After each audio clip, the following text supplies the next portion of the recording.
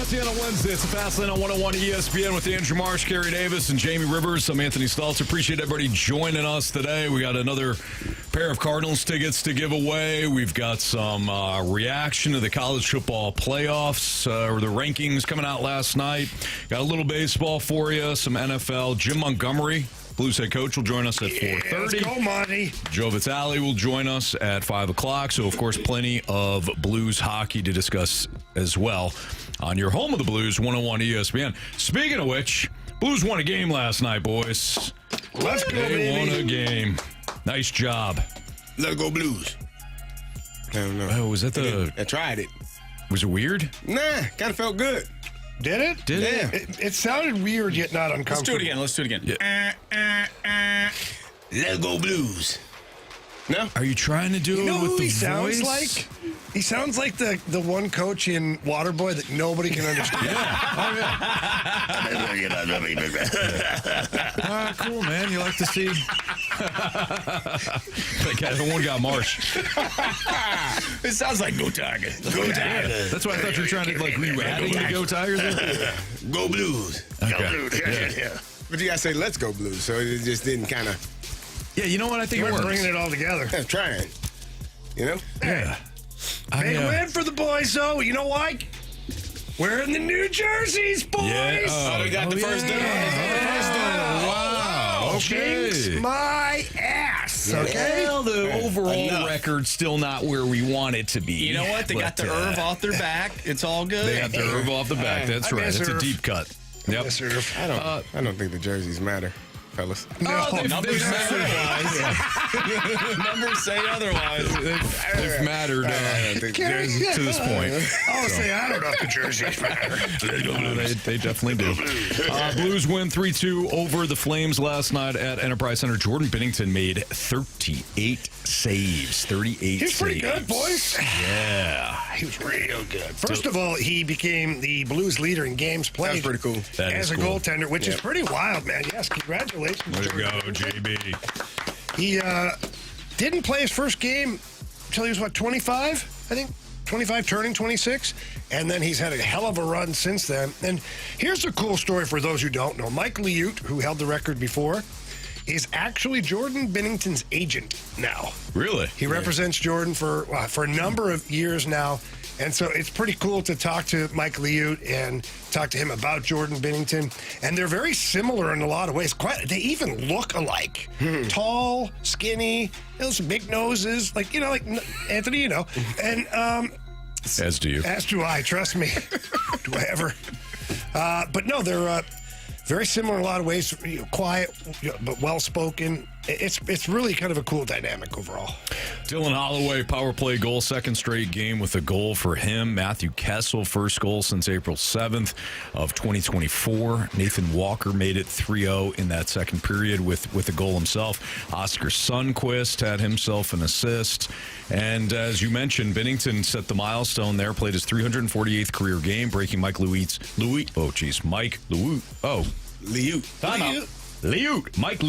franchise record for most just say games Ludi. by That's a his Blues nickname. goalie. Mike Liute. I don't know why that gave me so much By trouble. the way, Lisa thinks Mike Liute was hot. Oh, Lisa. Okay. Cold shower. The Flames dropped to 4-12 and 3 straight losses for them. Jamie, your thoughts there on our Blues victory last night? You needed the win, and you started out, first period was pretty good. I enjoyed that. I thought they were on their toes. I thought the forecheck was going. They let off the gas in the second period for whatever reason. In the second period, it's kind of been their nemesis for the entire season so far. Jordan Binnington, man, he had some, unbelievable saves to keep that game not just winning, but close. Then, Calgary does come back, scores a couple of goals, but to the Blues' credit, in the third period, they were able to shut the Flames down. Jordan Binnington stood tall.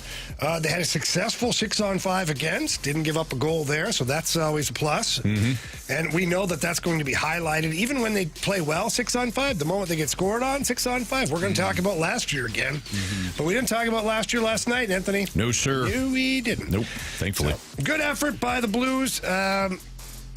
I am still a little bit concerned. Oh, you have a question, Carey? Well, I think we're going to probably have the same concern. No, okay, go ahead, Carey. Jordan Bennington, outstanding. 38 saves, too many?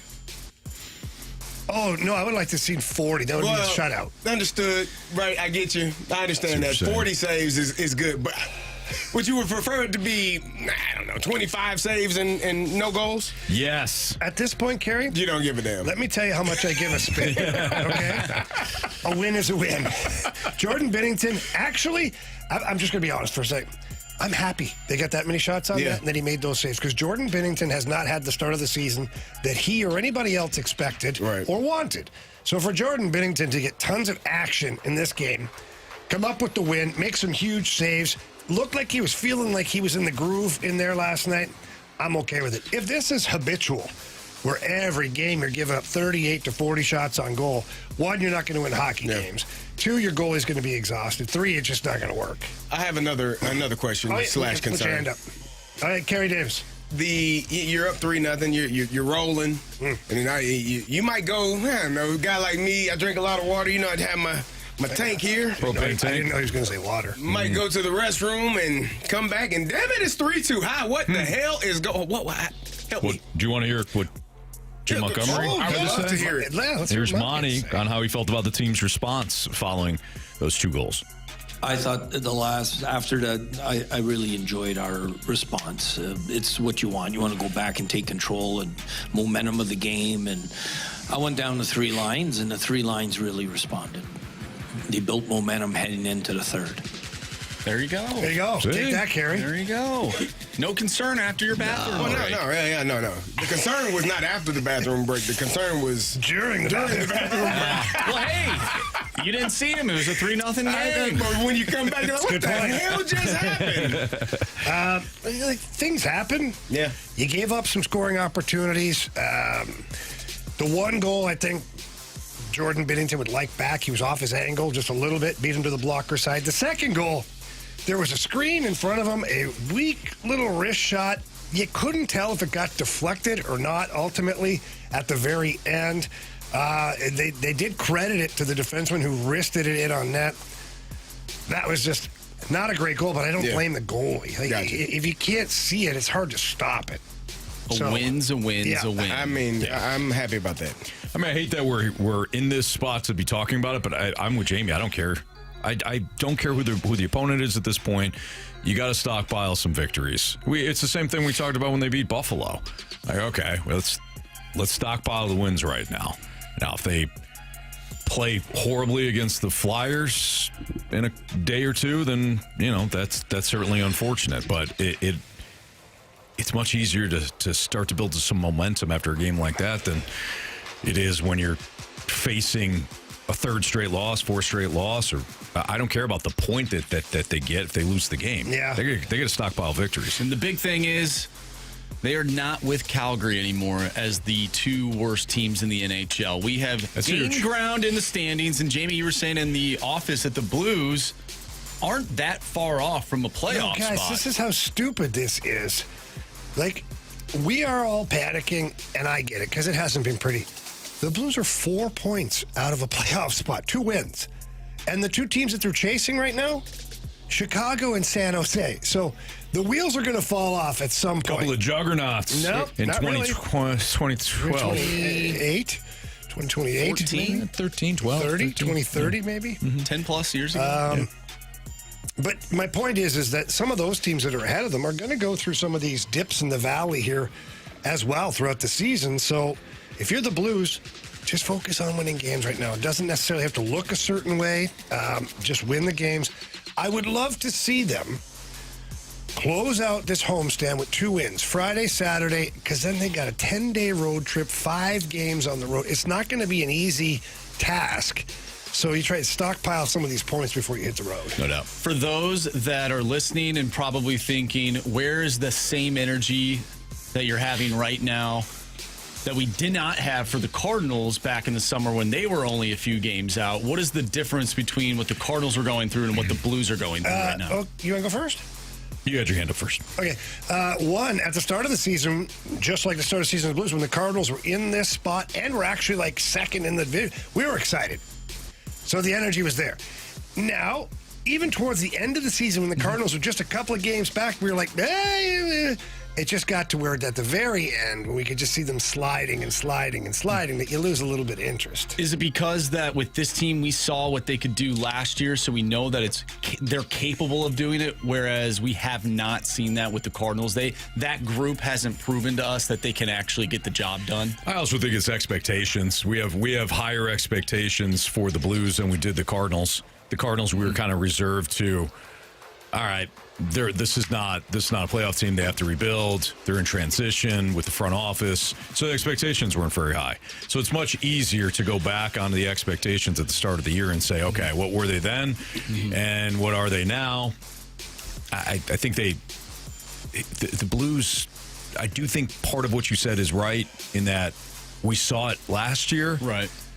We're ticked off because we know that this team is capable, more than capable, of making it back to the playoffs and actually winning a series. I have a question. Yeah, Carey. I hate being, I don't like being negative. Don't be after a win. I got questions. And people You don't want like to it when text we question line. the Steelers after a big win. Hell yeah, I do. If you ask me why the hell they can't stop nobody, I'll say I don't know. Not a week ago, you didn't. Well, no, they played their ass off last week. Yeah, there it is. No, it was outstanding performance. Blues Against played their the ass best off team last night, Carey. Against the best team in the league 2 weeks ago. They played And then against the best team that they could last night. True. The worst team in the league. Hey, probably. The best team on their schedule last night was the Flames. The Flames. You could you pick can another team spin and they that. didn't play. You can spin it anyway. Question. What? I don't spin things. Yeah, well, you definitely do. You're a spin doctor. Do you have any concern? A little bit. Maybe a lot of bit. I mean, you love to see Matthew Kessel scoring, right? Shot on the kid, huh? Man, that was beautiful. Getting up on the rush, getting up out of there. God, I loved it. Nathan Walker getting gritty, getting down in there, doing your thing. Do you want to see? Can I interest you in Pavel Buchnevich? Robert Thomas. Booch is saving Jordan. it. What the hell is he saving it for? For when they need it. They didn't need it last night. He saw that they scored 3. Had they needed 4, he'd have scored 1. Yeah. Okay, No, that's absolutely. one way to do it. Sure. Yeah. I'm really trying to believe that, by the way. Well, if you put in the atmosphere enough times, it'll start to happen. Yeah, it's a problem. Yeah, we need Booch to. They need Booch and Thomas on the score sheet regularly. Yeah, We really do. okay. All right.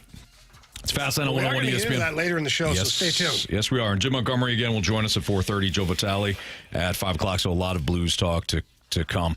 College football playoff rankings. We'll react to it. What do we think of the matchups? Did anybody get screwed? They got left out? Any questions that we have? That's next on 101 ESPN.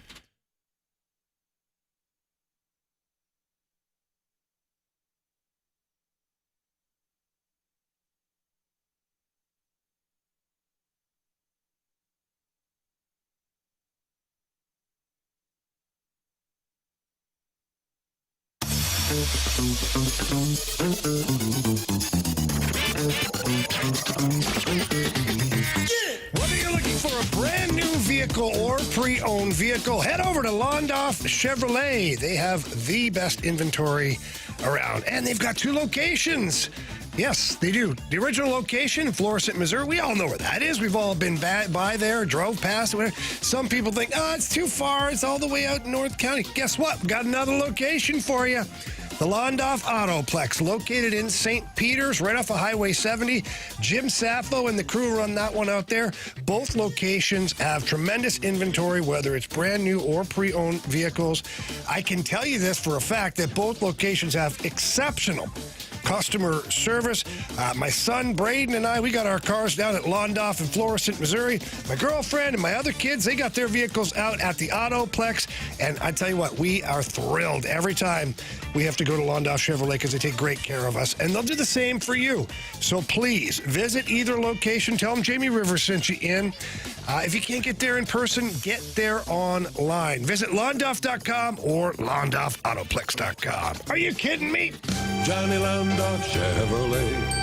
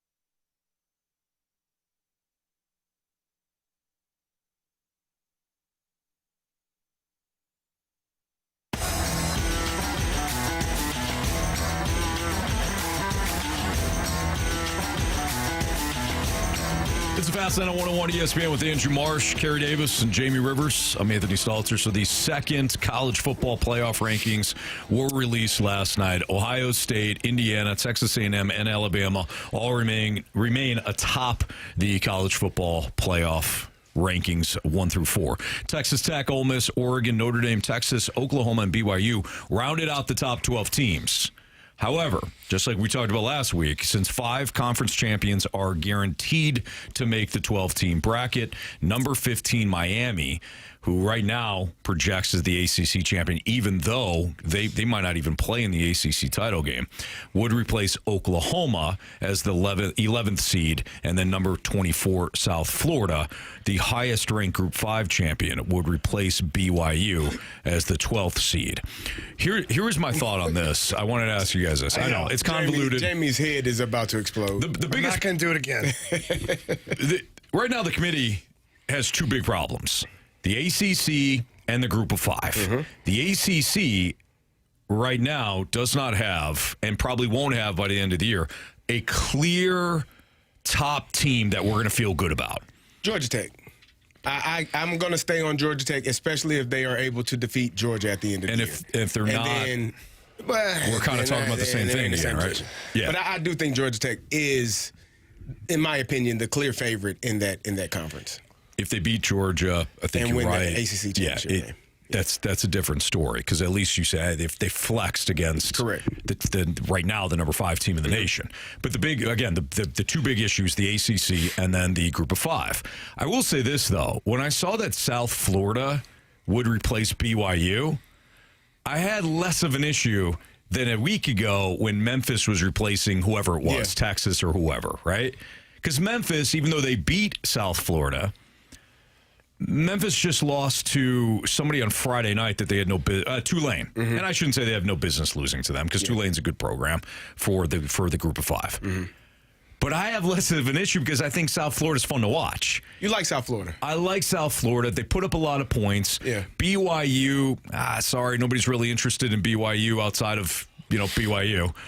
So I'm okay with this if a Group of 5 team has to make it in. So I guess what I'm saying is I'm being a hypocrite. Well, you like South Florida because they had 2 wins to start their season against ranked opponents. Now Boise and Florida are no longer ranked. Yeah. But to begin the season, they both were. They went down to Gainesville and won that game. Mm-hmm. They had a tough loss at Miami. They got blew out. It was a bad loss there, but Miami was a really good team, so we thought at the time. And they blew it against Memphis. And then they blew it against Memphis. They have a better resume, I think, than you believe, than a Memphis or a Tulane or insert whatever Group of 5 team you'd like to put in there, because they've actually been somewhat battle-tested against some Power 4 conference opponents. So, yeah, I think that makes you feel a little bit better, but that is a problem. Like, if you're telling me the 25th or 24th team in the rankings is now catapulted into the top 12 because you have to have a Group of 5 competitor in that college football playoffs, it does make some of those teams that are in there, the Texases, the Oklahomas, a couple of teams that are on the brink, the BYUs who just lost their first game, like they're looking at it and saying, that doesn't seem fair. And it doesn't seem right that you would let them catapult us and be in the top 12 while we're ahead of them in the rankings. It's a tough thing, though, because we just don't have that UCF this year. Well, we don't have what Cincinnati was when Cincinnati cracked the top 4. That unbeaten, small program that just wants its shot. We normally do. That's the issue this season. We normally have an unbeaten UCF team that is fun to watch, and they just don't have their chance. But this year, it's way different. We're talking about South Florida and Memphis, and we're like, Yeah, but here's the thing is, because of the parity in college football now, the way things are mapped out, what do you got, 3 undefeated teams in the country? Mm-hmm. That's where we're at, 3 man. teams. Yeah. That's where we're at. And I understand when they formulated this, the conferences will be represented and all that stuff. I think for the integrity of the college football playoffs, not conference football playoffs, college football playoffs, the 12 best teams, that's it, done. You don't have to eliminate the conferences. If everybody wants to keep their conferences and do all that crap and have their conference championship game, which will probably be useless at that point, but But so who cares? Who cares? So forfeit that game. You're going to make up the money somewhere else in the college football playoff. You just will. You can't. Yeah. Add 2 more teams. Boom, 14. Just made up that money. Mm-hmm. So I just think it should be the best teams. And we went through this last week. I'm not going to do it every week. I'm not. Oh, yes, you damn well will. No, you guys brought it up. I wasn't going to go there. You guys just started talking about it. So I was ready to talk about the teams that are in and just go on from there as to what we like, what we don't like, who moved, who didn't. But until they just put the 12 best teams in, you're going to have this argument or this discussion over and over and over. I mean, you can make that argument for literally any sport, right? Like a couple of years ago, the Blues could have been in the playoffs if they were in the Eastern Conference. Mm-hmm.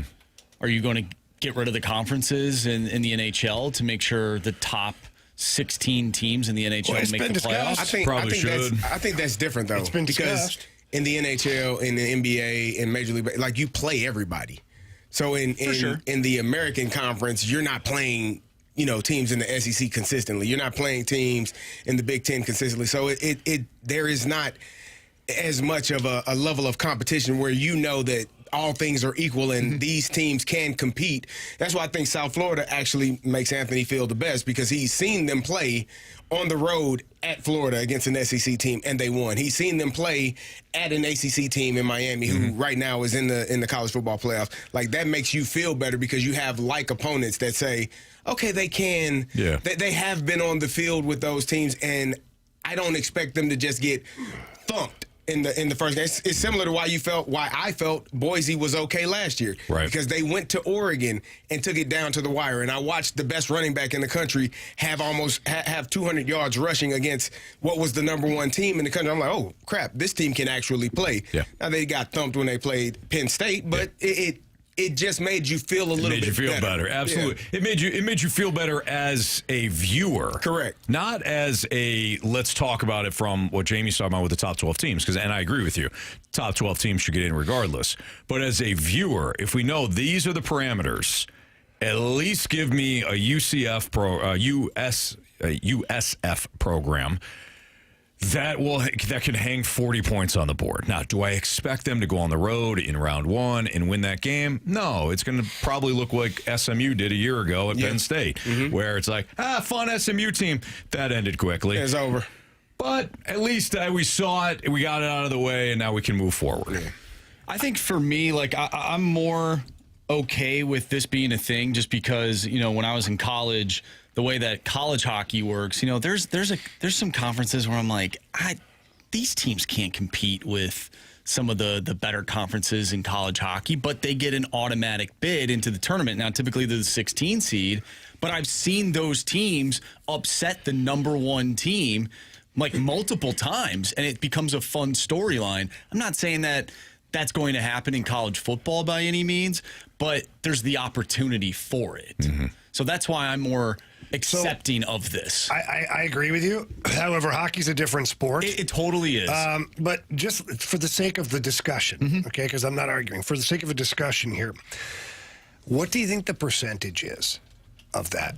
What do you think the percentage is of the number 16 team in the NCAA basketball? Right. The number 16 team, and the percentage is probably the pie chart is probably all one color and then a little smidge of the upsets. It's super, super, super low, but there's always a chance, right? There's cool always a chance. It's cool when it happens. But if it only happens once every 10 years. I feel like in other sports it's more likely than it is football. Football is I would agree to with me, that. it's even college basketball, the NCAA tournament, you can have a 16 beat a 1, you can have a 15 beat a 2, and actually make a run to the Elite 8 or the Sweet 16. They can win 2 or 3 games, and you're like, oh, okay. But in football, you're not going to have what's really a 16 seed make a run to the Final Four. I don't need them to make a run, but if they could upset that first if team, they win one game, if they win one game, probably Arizona State a year ago. And they lost though. They should have won. That was probably the most entertaining game of that first couple rounds. To what Marsh is talking about, give us a game. Yeah, give us a game. Be fun, have an opportunity. If you win it, great. Now we get a little bit of a Cinderella story, even if, CD, to your point, we all know the ending. Yeah. It's still going to be Ohio State and Alabama and, whoever, top teams, Indiana. All right, it's Fastlane on 101 ESPN. Speaking of the playoffs, is playoffs or bust the wrong mentality to have in college football, especially if you're a head coach? Or if you're selling cars. It's next on 101 ESPN.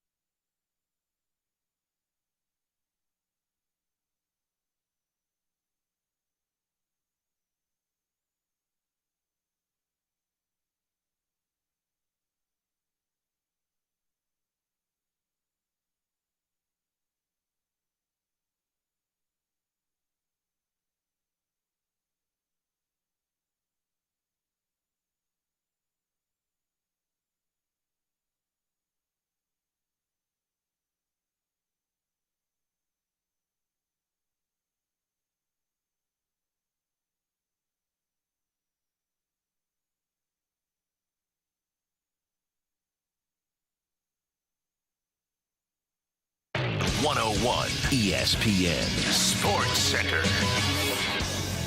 I'm Andrew Marsh. It's time for a Sports Center update driven by Johnny Londoff Chevrolet and Johnny Londoff Autoplex. The Blues pick up a victory last night over the Calgary Flames. We'll talk about last night's win with Jim Montgomery at 4:30, and then we'll also talk with Joe Vitale at 5 o'clock. So stay tuned for those interviews.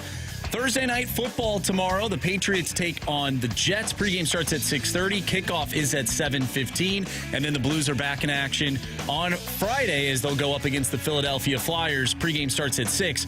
Puck drop is at 7. I'm Andrew Marsh, and this Sports Center update is driven by Johnny Londoff Chevrolet and Johnny Londoff Autoplex. See them at londoff.com. Chevy, together we drive. Are you kidding me?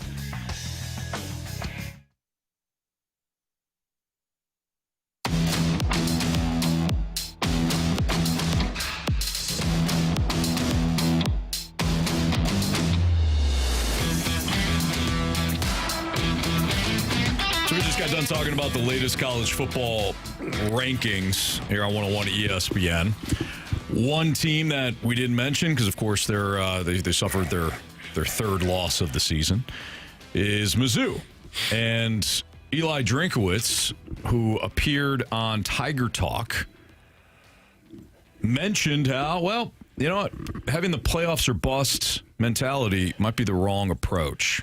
Here's Drink. I know we got a chance this week to play for a rock and play for the seniors. And there's always something to play for. I talked about this in the SEC Media Days, okay? We got to get out of this, oh, man, it's playoffs or bust. Yes, again, we're shooting for the moon. We're going to put our whole self into that. But only 12 teams make the playoffs, and we put ourselves in position in November to be there. Okay, didn't get it done. I got that. But if the season only counts for 12 football teams, and we got 127 Division I playing football teams, that math's not going to math very well. That math's not going to math very well, okay? Football is more than just the playoff potential. And, again, we were there. We were there. We didn't get it done. But, you know, there's a whole heck of a lot to be proud of. There's a whole heck of a lot to play for. Again, when I took over, we didn't go to a bowl game. We had NCAA probation, all right? And ever since then, we've been going to a bowl game. And, you know, there's a lot of programs right now that would trade us spots. I had a coach text me today. Said, Coach, there's a lot of programs in the country that would trade for the number of wins your team has. And that's a perspective that most people don't have. Vote Drink. What? What happened? I blacked out. What did Carey say? No, Carey didn't say something. That was actually, Jamie, you actually said vote for Drink. Vote Drink. Yeah. Yeah. Did you feel like he was campaigning there? Yeah. You know how many teams like to be in our spot? What? Let me that part is I mean, if it's playoffs or bust every year, what are we trying to do, guys? However, since he's come in, all he's touted is that we're going to be a top-notch program. We're going to be a playoff team. He also said they didn't get it done. And so Don't drink. The thing that, like, when I hear that, it makes me ill. It makes me feel sick, right? Because as a coach, your job is to you be honest with the people. Mm-hmm. You know what? Not a bad year, but not the year we were hoping for. Our goal, my mission here is to bring this university a championship. The fans deserve it. Our staff, the people in the facility deserve it. Our players, our coaches deserve that. And you know what? At this point, we're not there. We haven't got it done, but I promise you this, we're going to work our butts off to the point where we are one of those 12 teams in the country. Is that the end all be all? No, because we still got things that we got kids that can learn. We got kids that can grow. We got kids that are fighting for other things, awards, accolades, things that will help them in the future to be great husbands, great fathers, great men in their lives. But we do understand that the goal for us is to win a championship. Mm-hmm. And we didn't get it done. And it's probably not going to happen unless something absolutely goes crazy this year. It's probably not going to happen this year, but I promise you that's our intention. That's our goal. That's it. That's all you got to say. Nah, woe is me. I mean, if we don't make it to the playoffs, well, what do you? We should just end the season. Like, guess I should just be a better coach. Nobody feels pity for you, bro. Nobody cares. Nobody gives a damn about you feeling bad or you looking for something. I got coaches texting me. Those are your friends, Eli. Those are your buddies. They're your pals that are about to get fired. weird, man. Man, I'd love to have 6 wins right now. My ass about to get fired in 2 weeks. Hell, I wish I was in your seat. Yeah. So what the hell they supposed to say, Eli? They're supposed to make you feel good. You just calling people to make you feel better? Get your ass out of here, man. Find a way to get it done.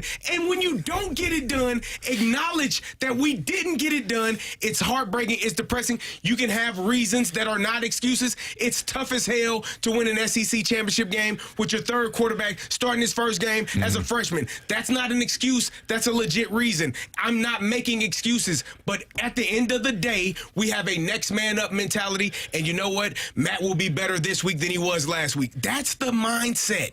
That's it. That's all. Don't give me, you know how many people would kill to be in this situation? No, because I don't give a damn. Nobody cares, Eli. Nobody gives a damn who called you and told you that. That's your best friend that's probably in your damn wedding that don't even coach college football. You don't know that. It probably was. Might have been a destination wedding. Couldn't make it. It might have been your buddy from college that just makes you feel good about. I don't give a damn who told you that. Yeah. They lied to you. Mm-hmm. You're in the SEC, dude. Nobody cares about your feelings. Get it done, bro.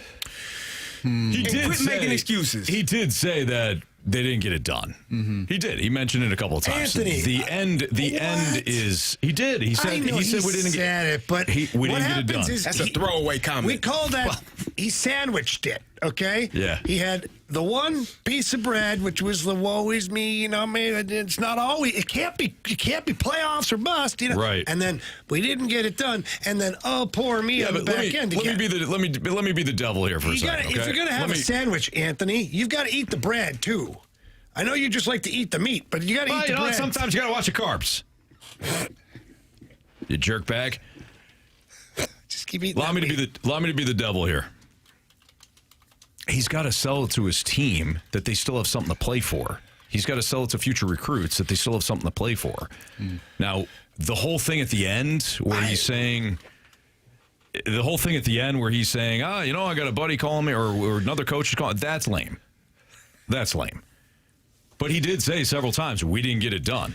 But there's still a job to do. He's got 3 games left. Can I say something real quick? As an athlete who, went through some of this stuff, CD would know more than me because, I did go through some of the college recruiting, although they weren't really allowed to be recruiting me. I was too young. Mm-hmm. But the bottom line is I would rather hear him go off. I would rather hear a coach at Mizzou go, this is not what we expected. We didn't get the job done. All the things CD said. We got down to our third quarterback. We worked with him. We have him here for a reason because we believe in him. We didn't know we were going to have to throw him in the fire right away. But ultimately, this is not what Mizzou football is. Every year, we're striving to be one of those top 12 teams to be a playoff team. Mm-hmm. We'll get back there. We had some obstacles this year. We will get better. And I can't wait for the recruits next year to help us get there. Boom. Mm-hmm. That's it. Now, as a kid, I'm going, I want to play for that dude. I want to play for that dude. Not that my buddies are calling me and they said, you're doing a real good job.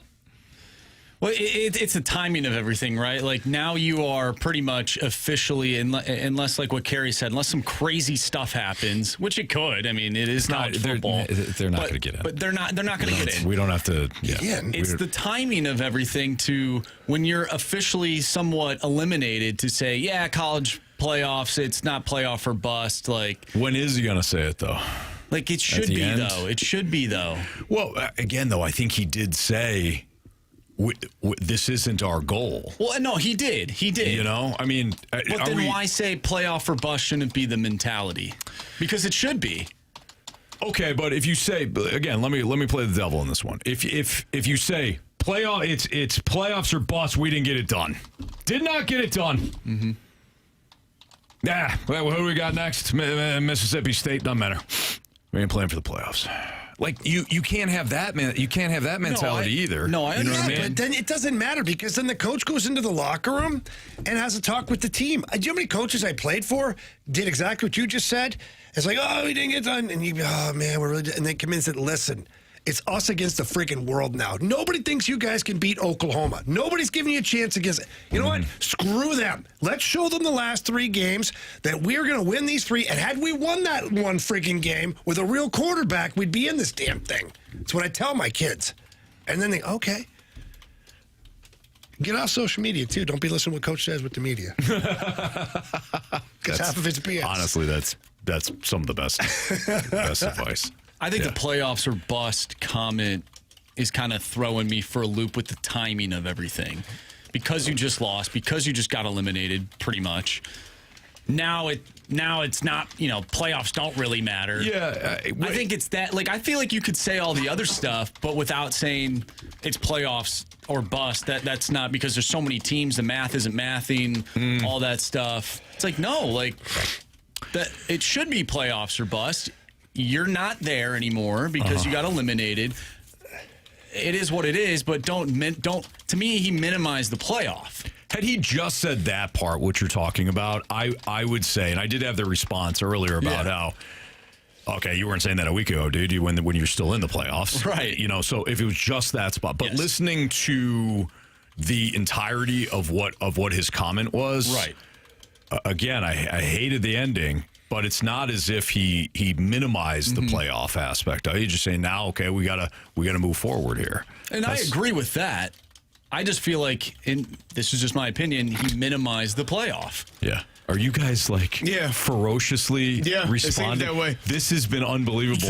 Marsh and I are having this conversation, and Carey and Jamie are hammering their respective keyboards. They are, because you don't listen. You don't listen. No, they have no idea. I can hear it. I can understand.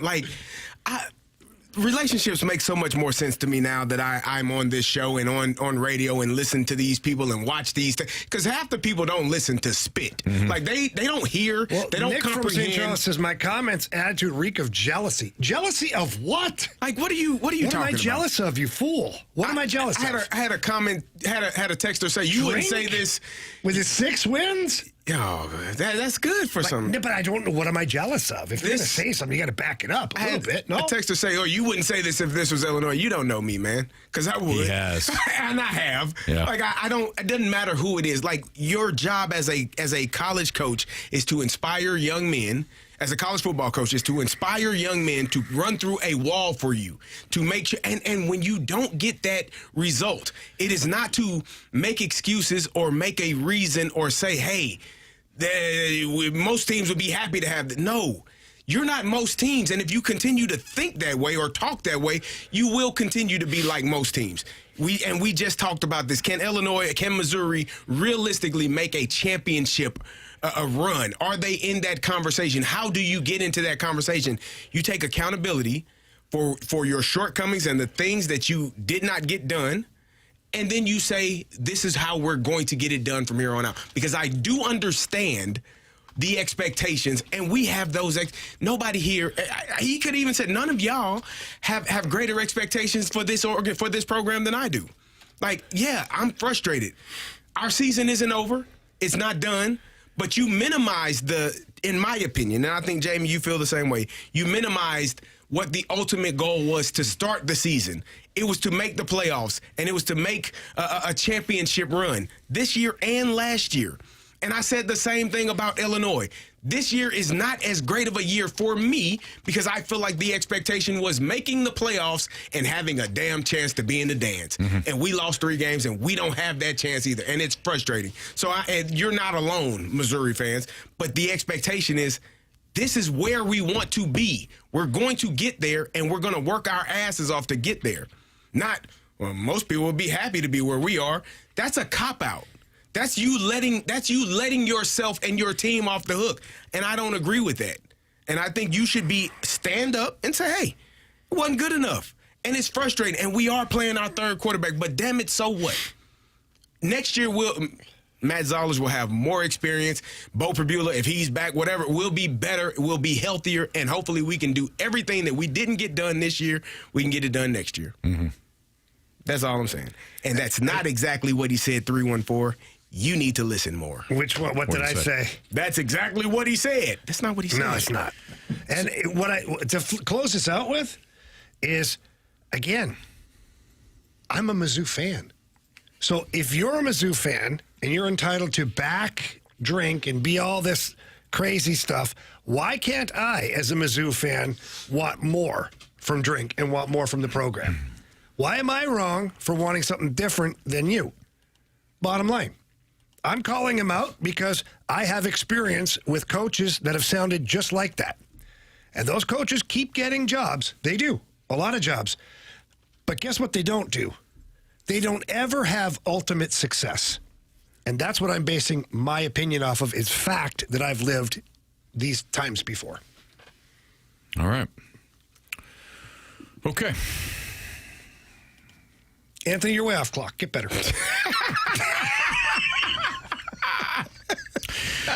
Here's the thing about that. You're right, Jamie, and we do have to control the clock better.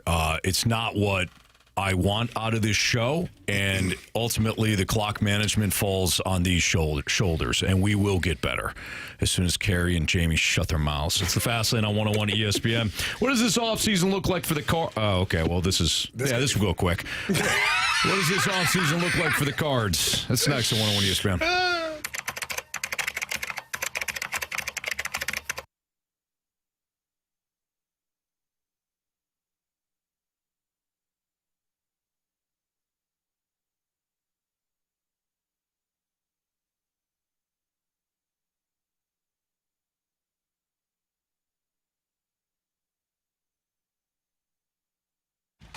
Missouri, get ready. FanDuel, America's #1 sports book, is coming soon, and starting December 1st, new customers in Missouri can get up to $300 in bonus bets when you make your first $5 bet. From touchdowns to home runs to three-pointers, with FanDuel, any play can be the play of the game. Plus, with live betting, you can even get in on the action after the game has already started.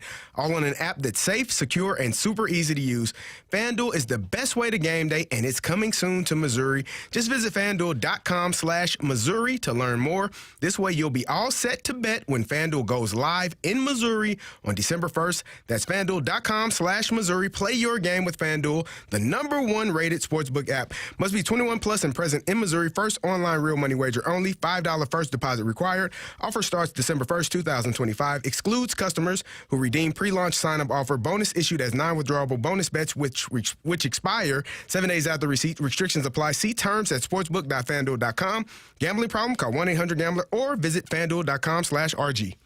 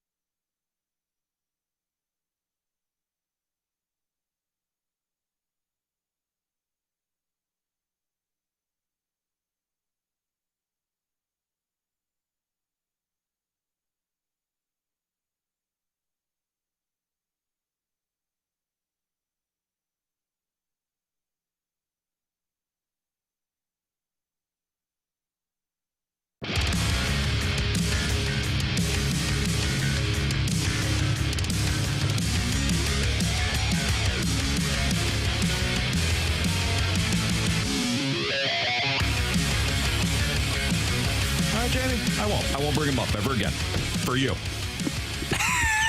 He's mad, You Carey. pile. What? Yeah, you heard me. You get mad because you started piling onto your Falcons out of nowhere. Yeah, you won't back me up. You won't back me up. I didn't say it. I said Neither of you will. I looked at Carey. I said, there he goes again. Yeah, there he goes again. Am I wrong? You did it. I liked it. That was funny. You know what, Jamie? I know why you do that voice now. It kind of makes you feel better. It does. Yeah, it what does. are you laughing at? That was funny. He did you to you. Finally, you're done typing, and you're going to laugh Oh, now. you were typing too. The hell? It was both of us. That's why people could hear it. Why?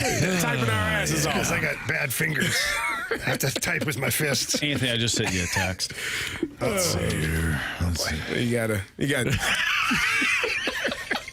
What did he say? Listen, one of my friends recently texted me and said, Anthony, I wish my NFL team was in your team's position. See?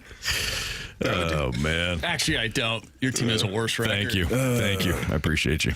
All right. What does this offseason look like for the Cardinals? Chaim Bloom mentioned that Nolan Arenado being traded in the offseason is something both sides are to get done. Sonny Gray could be on the move, too. What help could we find in the market via the trade to bolster the rotation? I don't really know what to expect when it comes to Bloom's first offseason. Mm-hmm. And that's a tough spot to be in as a fan or as an observer, because it's very difficult to then therefore set the expectations. So I guess I'll just approach this from what I would do.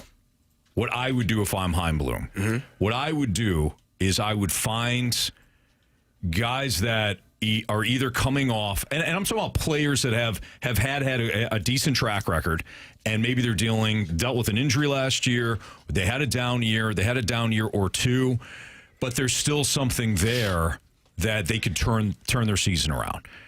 Jamie, you had mentioned not overpaying for somebody on a 1-year deal. Let's meet in the middle. Somebody that Luis Severino from a couple of years ago signed a 1-year, $10 million deal. Love it. Somebody like that, not him specifically, obviously, but somebody that could rehab their resume, reputation on a 1-year pillow deal that I could also trade at the deadline. That, if I'm Chaim Bloom, that's how I'm going to approach this. I'm going to focus on the pitching, because the pitching in this organization has become a sad state of affairs. Mm-hmm. And I realize that the draft was much better. So I give Bloom and his scouting staff and his directors, Randy Flores, a ton of credit for that. They needed to upgrade with high-end pitching prospects, and they've started to do that. It's the start, but they've started to do it. So now you have this bridge.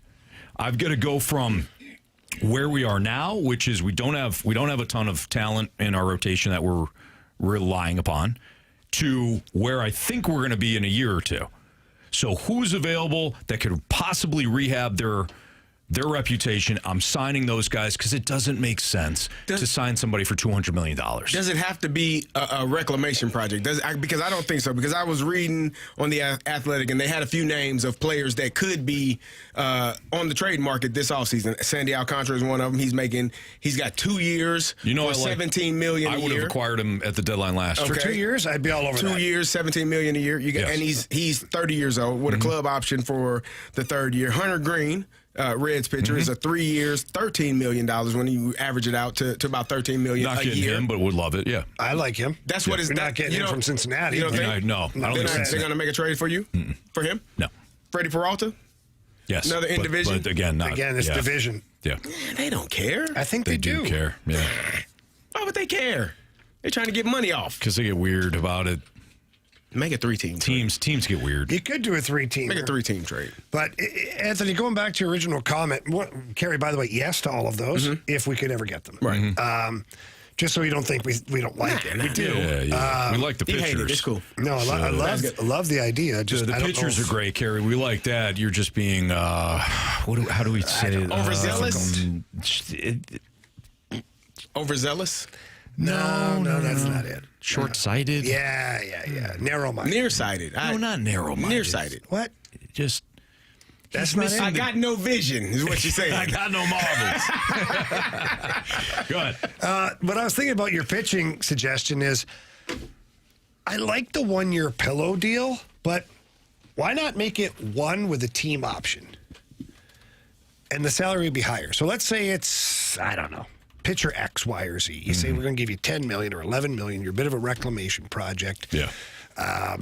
We might trade you at the deadline, but we might keep you here. If you're happy, we're happy. Then year 2 on the deal is $15 million or $16 million. So you get a bump, right?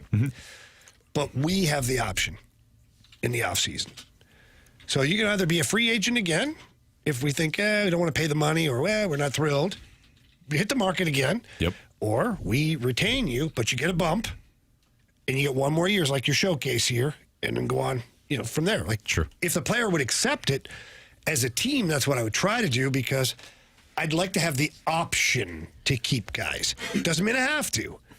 And of course, most players will tell you, no, I don't want to do that, except for reclamation projects. They might think to themselves, I'm pretty confident in myself, but But I'm not hearing the market that I expected. I think that's where it can start. I hate the reclamation project mindset. Okay. What about all right? But because Tyler Glasnow sucked. no, well, you give the one exception to the rule. Okay, but I think you both look at me. You didn't say give me I 2 or think 3. there's more. I think there's more examples of that. I think what you're thinking is the Lance Lynn's, the Kyle Gibsons. That's not what I'm talking about. You're talking about guys that have dealt with injuries, and you're hoping that you can get them on a rebound, kind of like the center fielder Cody Bellinger. Bellinger, Yeah. like that. Something like that, where a guy has been injured, really high ceiling, and now he got to take what he can take to prove it, a prove it deal. Okay, but what do you do after that? That's what I said. Team option. But he's probably not going to do. Like if I am a If I have reclamation team option, he doesn't have a choice. then I will go to a place where I have a player option. Okay. Because if you're telling me you're going to give me a 1-year deal for $15, $17 million, and I'm betting on myself, why the hell would I take a club option when I know? Because you're getting a raise, though. Okay, but Carey, what are you going to? So right now, I get it. You got a lot of spaces. If you trade Sonny Gray, you're really looking at Matthew Liberatore. I'm with you. I don't want to see Andre Palante pitch any deeper and all that. But you do have some young guys right now. You got Liberatore and you've got McGreevy. So Maybe Kyle Leahy. maybe you got two. So at least 2 guys, right? So what are you going to do? You're going to fill the other spots with long-term contracts? We got Liam Doyle hopefully in a year? I think you fill it with. Yeah, I think if you're not long term, but the contracts that I mentioned, 2 to 3 years, which you don't believe that those guys are truly available. Yeah. But Sandy Alcantara, maybe he is if the Marlins want to make that would be trade. great. Zach Gallen is another name. There's another name too that the free agency. Ferrari we're talking about. I don't know if they said that Chaim Bloom mentioned it or somebody mentioned Dylan Cease. I think he's a free agent. Isn't he? They would owe Interesting. They would owe whatever team a 3rd rounder or something. So what? Yeah, right. I don't mind that. I'd do that. If that's who Would you they're not do talking that? about. I don't mind that at all. Okay. Carey, would you do that? I would, but Dylan Cease, I'm looking at his AAV market value is $26 million. Is that It's going to be too rich for the Cardinals. Way too rich. That's what I'm saying. So you're in the BK. you're in the like you have to be, in my opinion, more realistic as opposed to like shooting for the stars with this organization. They're not going to go $30 million. Lance Lynn it is, Carey. Yeah, come on. Lance is retired. All right. They've got a good little podcast going. Yeah, they do. It's interesting. It's Going well. fun. It's Fastlane on 101 ESPN. When will you buy into the Blues this season? We'll have that conversation next.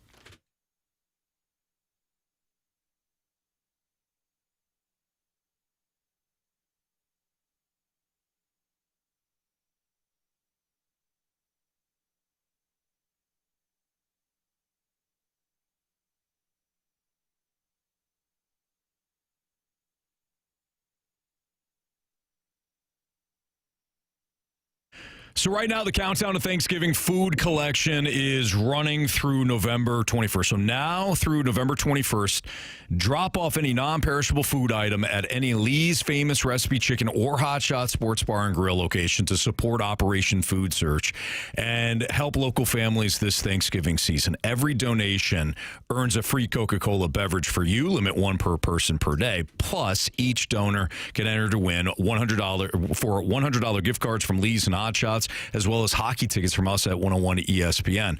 But here's the thing. That's a lot of fun, certainly, but giving back, helping make the holidays brighter for local families that are in need, that's what it's all about. And as you know, a lot of people, whether you know somebody or you yourself want to give back this Thanksgiving, this holiday season, now's the perfect time to do so. Again, Lee's Famous Recipe Chicken and Hot Shot Sports Bar teaming up with Coca-Cola to support Operation Food Search. I'll mention those dates one more time. It's from now and through November 21st. Non-perishable food items, drop them off at any Lee's Famous Recipe Chicken or Hot Shot Sports Bar and Grill location, and everything will go to support Operation Food Search and help local families for Thanksgiving season. So be a part of the action, and hey, maybe you'll actually get a gift card to Lee's or Hot Shots, and maybe some hockey tickets as well. So it's a great cause. Join it. Goes now and through November 21st.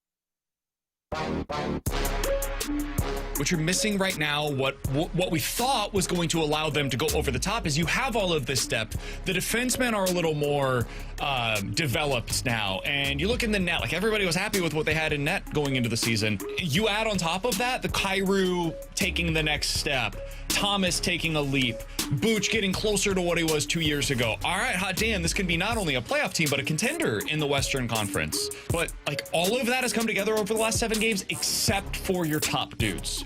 They're still not playing at the level that is necessary. So until that changes, I'm not buying in. Even if they do continue to win the way they did last night, I don't think it's repeatable. I don't think it's sustainable over the long haul until you get more out of Thomas, Booch, and Kyrou. Those guys have got to step up for you, and I'm just not seeing it right now. So that was BK, Brandon Kiley from BK and Ferrario earlier today, not buying the Blues until the top guys show up more. What? 311, your time check brought to you by Clarkson Jewelers, an officially licensed Rolex jeweler. Look, I don't think he's wrong at all. I don't think you can officially buy into the Blues being a legit playoff contender and beyond until the top guys show up. I will say this in terms of just when will you buy into the Blues this season? I don't mean to cop out, but I'll know it when I see it. I'll know it when I see it, and it'll be at the right time. It'll be, last season, it wasn't until deep into the second half, after the Four Nations tournament. It wasn't necessarily the winning streak they were on. That helped, but it was the way that they were playing. It's a brand of hockey. It was the brand of hockey, and it was like no opponent wanted to face you. And it didn't really matter what the opponent was. Yeah. So I'll know it when I see it. For BK, though, it's about those top players showing up, and I don't think he's wrong. He's 100% right. He's 100% right. Like, just look at your top of your leaderboard here. Everybody likes to pick on Jordan Kyrou. Well, he's second in scoring, and he's been benched a game. He's got 9 points in 16 games. Pius Suter is the only player on the Blues with 10 points or higher. 10 points in 17 games. Justin Falk, by the way, everybody wanted to get rid of him, remember? I do. 9 points in 17 games. He's your third top scorer right now. He's tied with Robert Thomas. Now, I will put an asterisk next to Robert Thomas for 2 reasons. One, he's been injured. He's got 9 points in 13 games. And 2, he's had Pavel Buchnevich on his wing the whole year so far. Oh. What? What are you saying? Well, Buch only has 7 points in 17 games, minus 9. How many goals he got, though? 2. Oh. 2. It's just not going well right now for Buch. And there's no way he wouldn't admit that. Like, he's a competitive guy. Right now, the Thomas Buchnevich combination, like, I will say this. Last night, they had a spot where they both could have got points. It was a beautiful play by Pavel Buchnevich, a fake slap shot through the seam, one-timer from Robert Thomas, clangs off the bar, out of play. Should have been the back of the net. I mean, inches away from being a goal, would have been a beautiful goal. And at that point, maybe it jump-starts Buch, gets him going, starts feeling good about his game. But yeah, your top guys just haven't been there. And when you go down the line even further, Cam Fowler's only got 6 assists in 17 games. Colton Parayko, same stats there. They've had a tough go to start. Cam Fowler, minus 9 on the season. It's just everybody's had some hot and cold in their game. The problem is the top guys who are supposed to carry you or drag your team through some of these close games or whatever, they haven't been able to do it.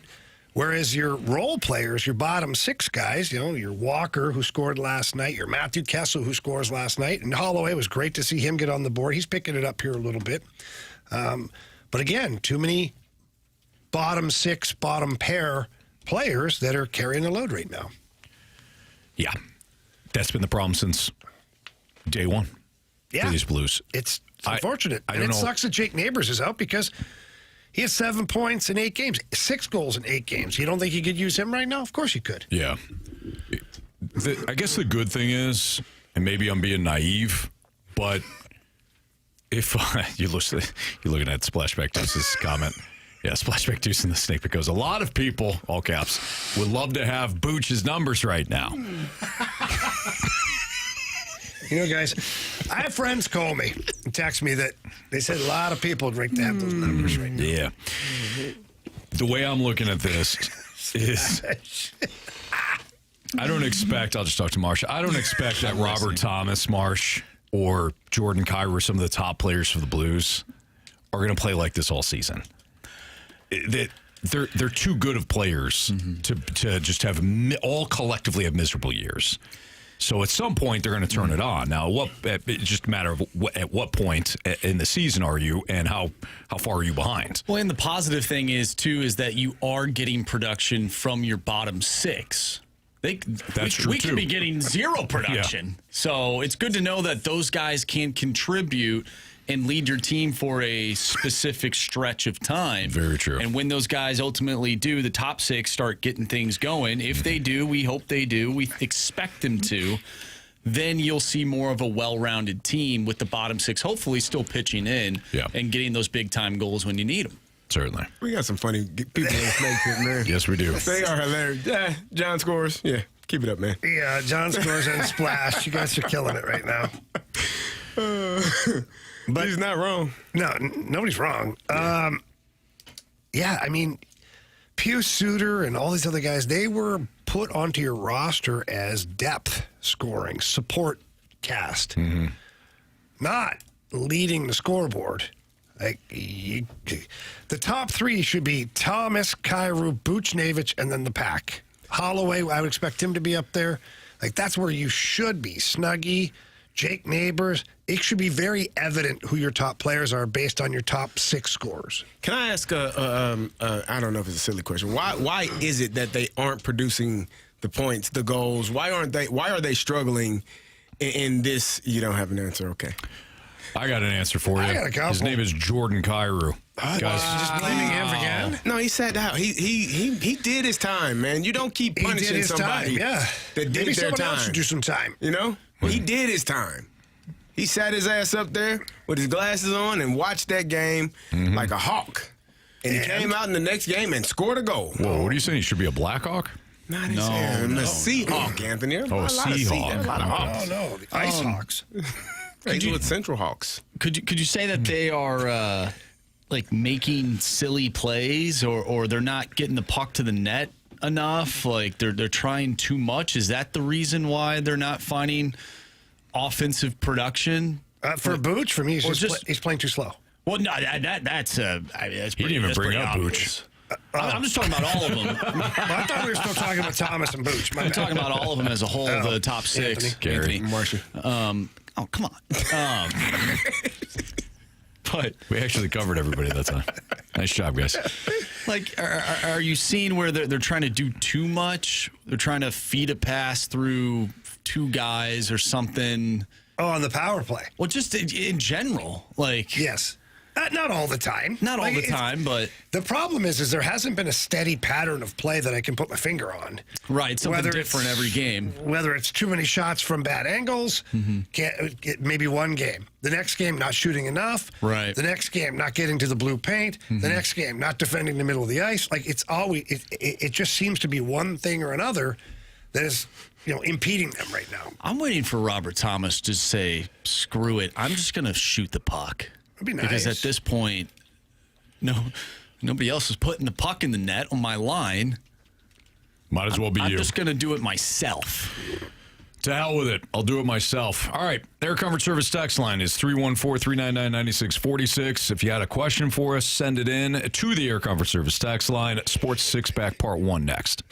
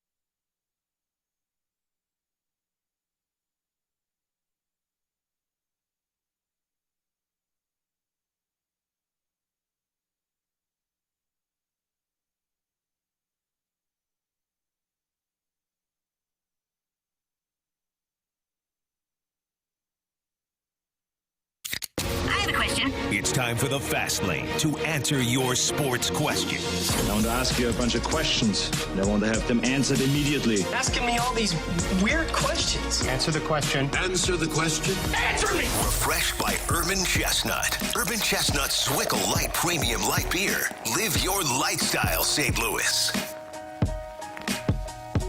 With Carey Davis and Jamie Rivers, I'm Anthony Stalter. Here's Andrew Marsh with question 1 from the Air Comfort Service text line for part 1 of the Sports Six Pack. Question number 1. All right, we get a question from the 314. Which would you rather do? Hoist the Stanley Cup or win this year's Olympic gold medal? That's from Bird's Nest. I would rather win hoist this year's Stanley Cup. You know. Where's your... There is no other answer, Anthony. You're correct. Thank you, Jamie. What? I don't play hockey. How much you get paid for that gold medal? That's a lifetime achievement. How much you get paid for it? No. Nothing. Hey, you represent your country. You can represent your country in the NHL. Yeah. You represent your team. Which is fantastic, too. So, Carey, would you rather win a Super Bowl? There we go. I knew if I just got there. Yeah.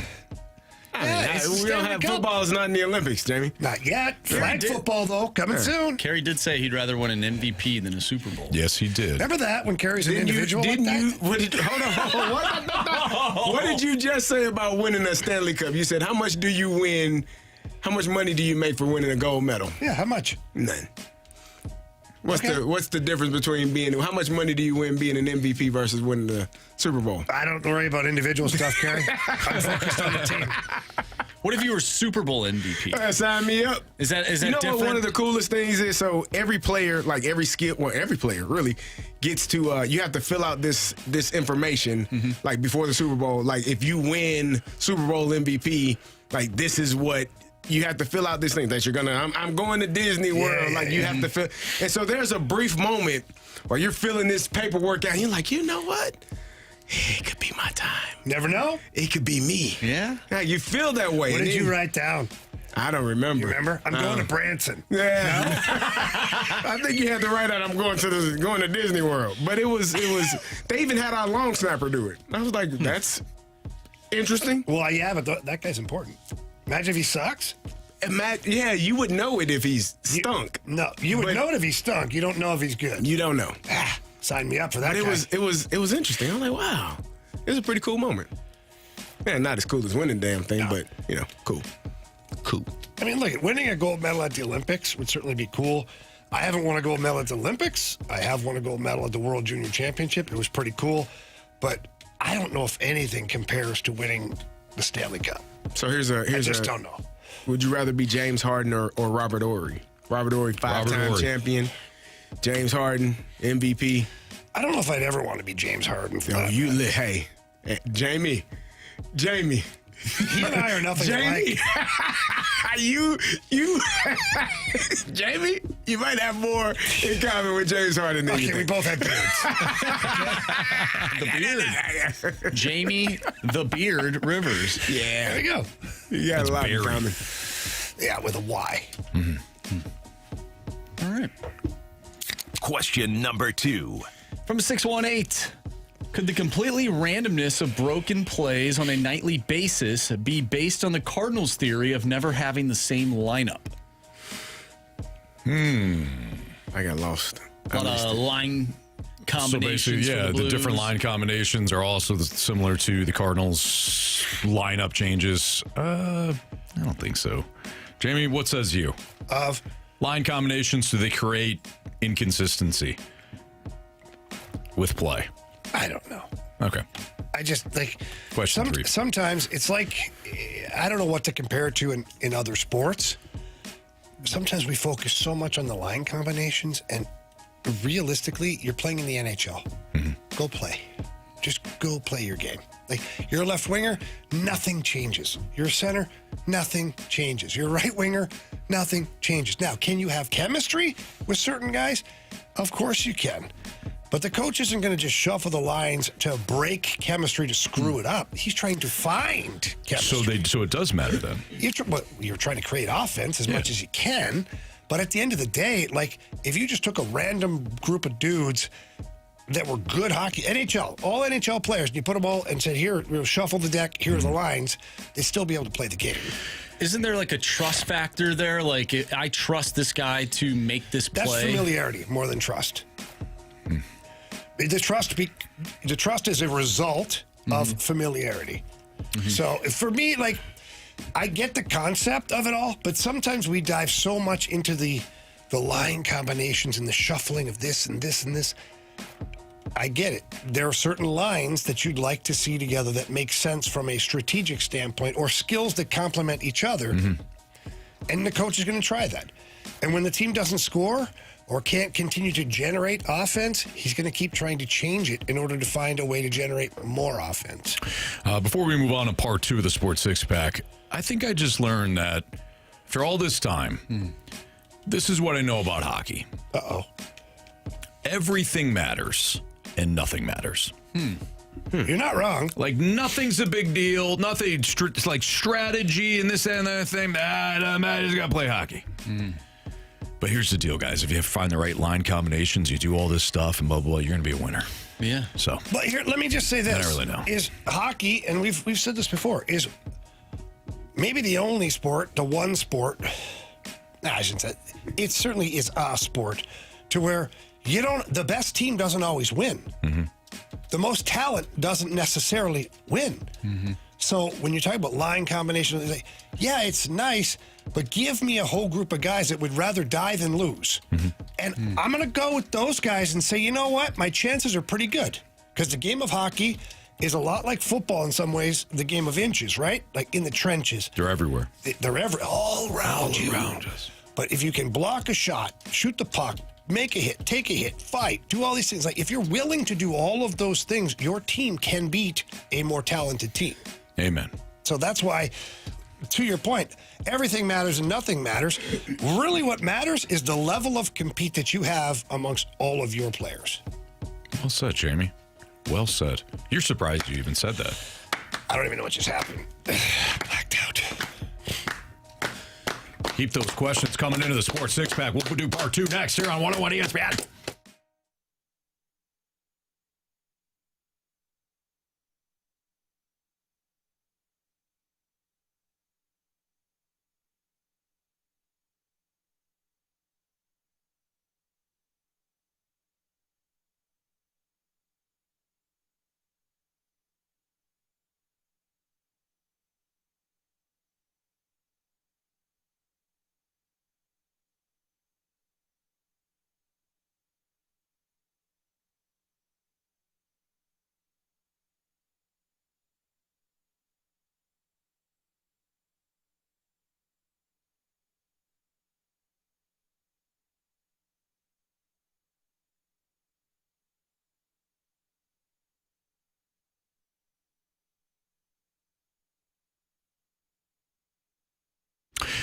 SLU Billiken basketball, man, it is back, and they are off to a fantastic start, a perfect start, in fact. They're 3-0, and this Saturday night, St. Louis University takes on Grand Canyon at Chaffetz Arena. Tip-off is at 7 o'clock. It's the Lopes' first year in the Mountain West, and they were picked 4th in the preseason poll, but they've never faced the Billikens in our house at Chaffetz, so this one's going to be fantastic. This is the 111th season of Billiken basketball and the 18th inside Chaffetz Arena, where SLU owns an incredible 221-79 record. Robbie Avila leads the charge. He's averaging 16.5 a game. He's earning spots on the Naismith, Oscar Robertson, and Kareem Abdul-Jabbar award list. He's one of 3 1,000-point scorers on this team, along with Paul Otieno and Dion Brown. And the Bills, man, they're lighting it up early. Multiple players in double figures, and one of the top 10, and among the top 10 in free throw percentage in the nation. Love what they're doing. I love the fact that SLU's off to a great start. You don't want to miss it. This Saturday at 7 o'clock, SLU versus Grand Canyon. Get your tickets now at SLUBillikens.com.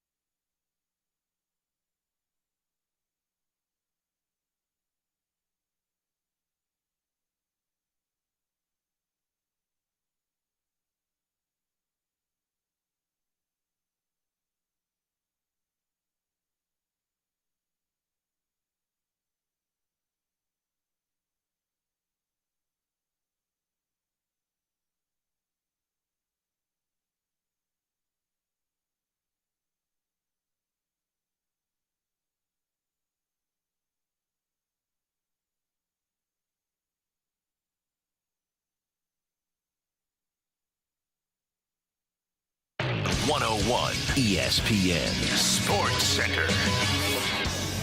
I'm Andrew Marsh. It's time for a Sports Center update brought to you by Saliga Heating and Cooling. The Blues defeat the Calgary Flames last night by a final score of 3-2. We'll talk about that game and other Blues-related topics with Jim Montgomery at 4:30, as well as Joe Vitale at 5 o'clock. The Blues are back in action on Friday, taking on the Philadelphia Flyers. Pregame starts at 6 for that one. Puck drop is at 7. We have part 2 of our Sports Six-Pack coming up next, so get your questions into the Air Comfort Service text line, 314-399-9646. Part 2 of the Six-Pack is next. I'm Andrew Marsh, and this Sports Center update is brought to you by Saliga Heating and Cooling, a Daikin heating and air conditioning dealer.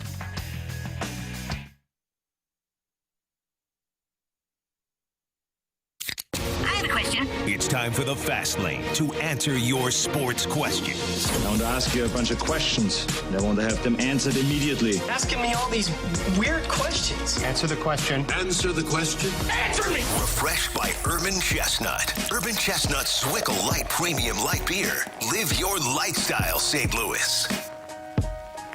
Part 2 of the Sports Six-Pack is now with Carey Davis and Jamie Rivers. I'm Anthony Stalter. Here's Andrew Marsh with question 3 of the Sports Six-Pack. Question number 3. From the 636, will Logan Mailloux become the Blues version of Jordan Walker? What? How many games has he played? That's a great question. 4. Logan Mailloux, 9 games total. How many has he played in his career, Jamie? 16. Jamie, oh, okay. Yeah. All right. Yeah. Move on, for sure. Okay. So, no. Who knows what Jordan Walker is? He's a human being. He's 23 or 24 years old. Okay. Then we same don't. crap. We don't know. We don't know. Question 4, please. We don't know. Question 4. Question number 4. From the Water Boy, we have all heard of the Statue of Liberty play or the Flying V. But what is the oddest or strangest name of a play you've ever had while playing or coaching? Oh, I can't say it on the air. I can't. We had a face-off play that we drew up, and we called it a certain name that cannot be revealed. I will say that it is a form of saying it like if you're Wichita State. It'd be a different way of saying that. Got it. Wichita. Mm-hmm. That makes sense.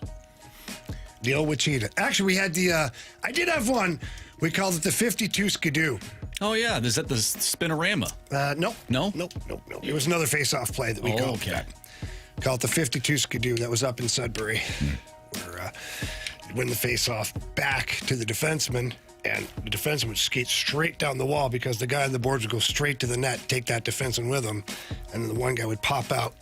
You pass it to him. Nobody'd be on him. The old 52 Skidoo. I don't think we had any weird names. Well, football has nothing but weird names. Well, I mean, but they all make sense. Mm-hmm. Every No, they don't. they do when you. I guess right. like it makes sense to me, but it probably. Well, French makes sense to me too, and it is another language. It is like another it's like language. learning Mandarin, or it's a difficult language. I love oranges. No, that. You guys didn't have the oop-de-oop? No, we didn't have the oop-de-oop. Oop-de-oop. I can't think of Fast lane, oop. I can't think of any weird named plays. Like in the Little Giants, they had the annexation of Puerto Rico. Annexation of Puerto Rico, which had to be, by the way, I don't know if they actually ran that specific play as it was designed because John Madden came in and did a little bit of a little workshop on it. So I don't know if that was the initial play design. That's true. There's a Madden twist there at the end, whatever it was.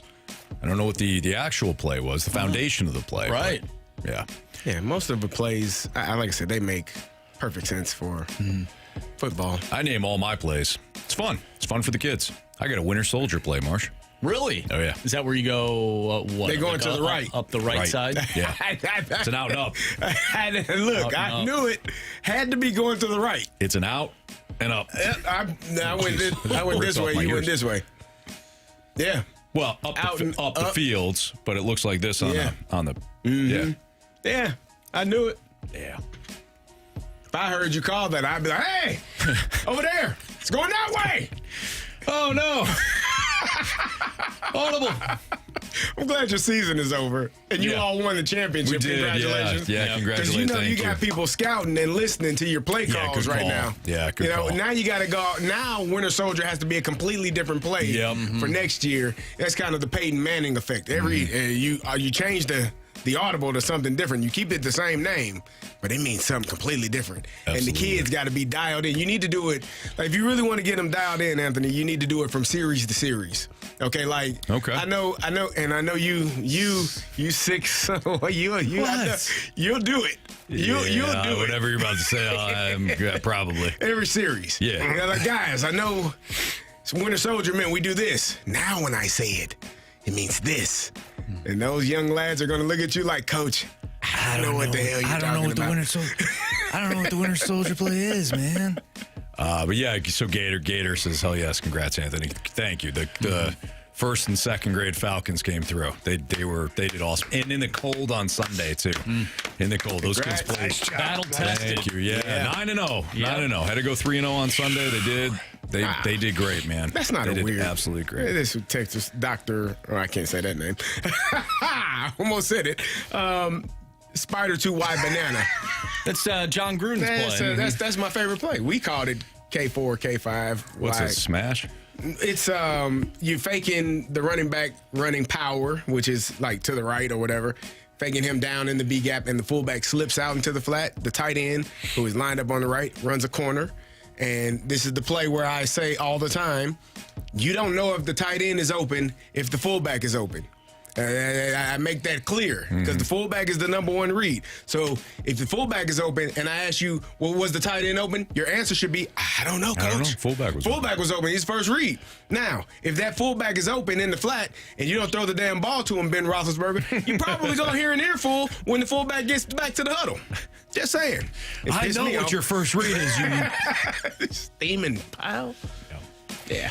Question number 5. All right, from the 618, who would earn your Coach of the Year vote if it were today? Is it Sean McVay, Mike McDonald, Vrabes, anybody else? Oh, Mike McDonald. I'm thinking Mike McDaniels. Oh, yeah, no. I got so confused, like Mike McDaniels. Yeah, no. God, no. You said Mike McDonald and who? I'm sorry. Sean McVay. Sean McVay, Mike Vrabel. I think Vrabel. I like Vrabel. Yeah. I think he's done the most with the least and had the lowest of those three, at least had the lowest expectations, I believe. Yep, I agree. Question number 6. From 618, you get to go on a double date, and Anthony is picking up the bill. Oh, cool. What sports couple would you pick to go with you? So wait, what? I have to go with Anthony? I think Anthony's just picking up the bill. He's paying? He's just there. Oh, what's sports couple? Like, do they both have to be a sport? Like, is it sports couple or one sport? One like? I think you choose. It could be. I don't know. Sports like couple. Obviously Travis Kelce and Taylor Swift are not a. They're both not in sports, but I'm good. Carey, you good? Yeah, I'm good. I mean, I'm sure at some point Jay-Z and Beyonce played a sport. I'll go with them. They have to be a current. I mean, hey, where are we drawing the line at here, huh? Yeah, I'm sure they played some sports at some point in their life. Tom and whoever he's dating this week is fine. What about Bill Belichick? Oh, hell no. I'll pass. I think that'd be weird. Oh, okay. All right. He's not going to talk. Bacon Wrap Wiener asked a really good question. Something I was thinking about, too. He goes, is Anthony rich in this scenario, or are we eating at Chili's? I was thinking, so like, if I'm paying, guys, your options are limited. Nah, you got it, Anthony. I don't. You write it off. I don't. We'll let you expense it. Tommy don't even know what a write-off is. It'll be like Target's little deli there, or whatever the hell it is. That's pretty good, actually. Not bad. All right. March, we good? I think we're good. Why don't we give away a Cardinal ticket pack right now? Because we have your shot to score a set of Cardinals bobblehead packs for the 2026 St. Louis Cardinals season. The Cardinals bobblehead pack includes 2 tickets to 6 Cardinals games next season that include 6 exciting new bobblehead giveaways, including a special Mason Wynn Bobble. Text in now to the Air Comfort Service text line at 314-399-9646 for your chance to win. Your trivia question today. Yesterday, by the way, I asked who led the Cardinals pitching staffs in walks. That was Andre Palante. Andre Palante was the winning answer yesterday with 62. Why don't we go with the leader in strikeouts for hitters? Oh. Who had more strikeouts than anybody this season for the Cardinals among Cardinals hitters? If you have the correct answer now, text it in 314-399-9646 for your chance to win. If you're the 101st texter with the correct answer, you'll get the Cardinals bobblehead pack that includes 2 tickets for the 6 Cardinals games. Cardinals ticket packs are now on sale starting at just 5 games. Find out all the St. Louis Cardinals ticket pack information now at cardinals.com/tickets. When is the right time to give up on a young QB in the NFL when you're watching all these guys have, reclamation seasons, Sam Darnold and Baker Mayfield, and the list goes on? How do you know when it's the right time to move on? That's next on 101 ESPN.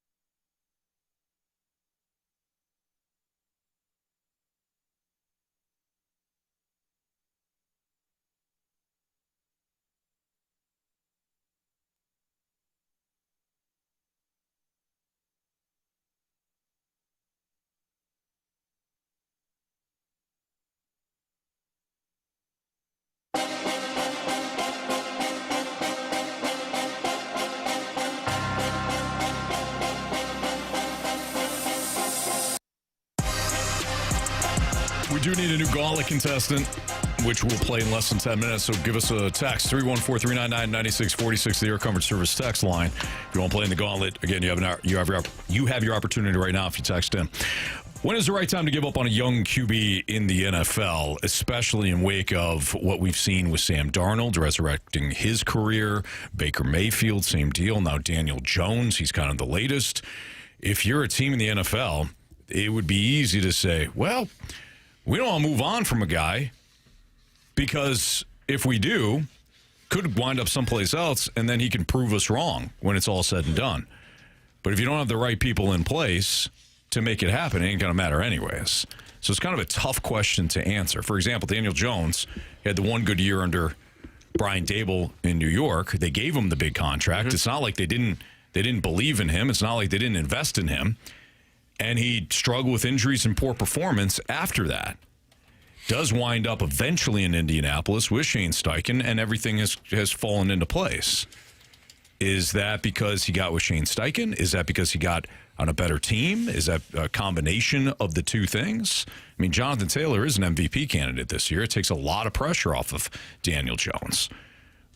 It helps. When you know it's the right time to just cut loose, cut bait. Say this is not the guy. I think it's a difficult question because it could be the quarterback, it could be the head coach, it could be the system, it could be the players around them, and you really don't know until you get in a different place. Trey Lance has been on a few different teams and hadn't had no success. He was a second overall draft pick. I believe he was second, wasn't he?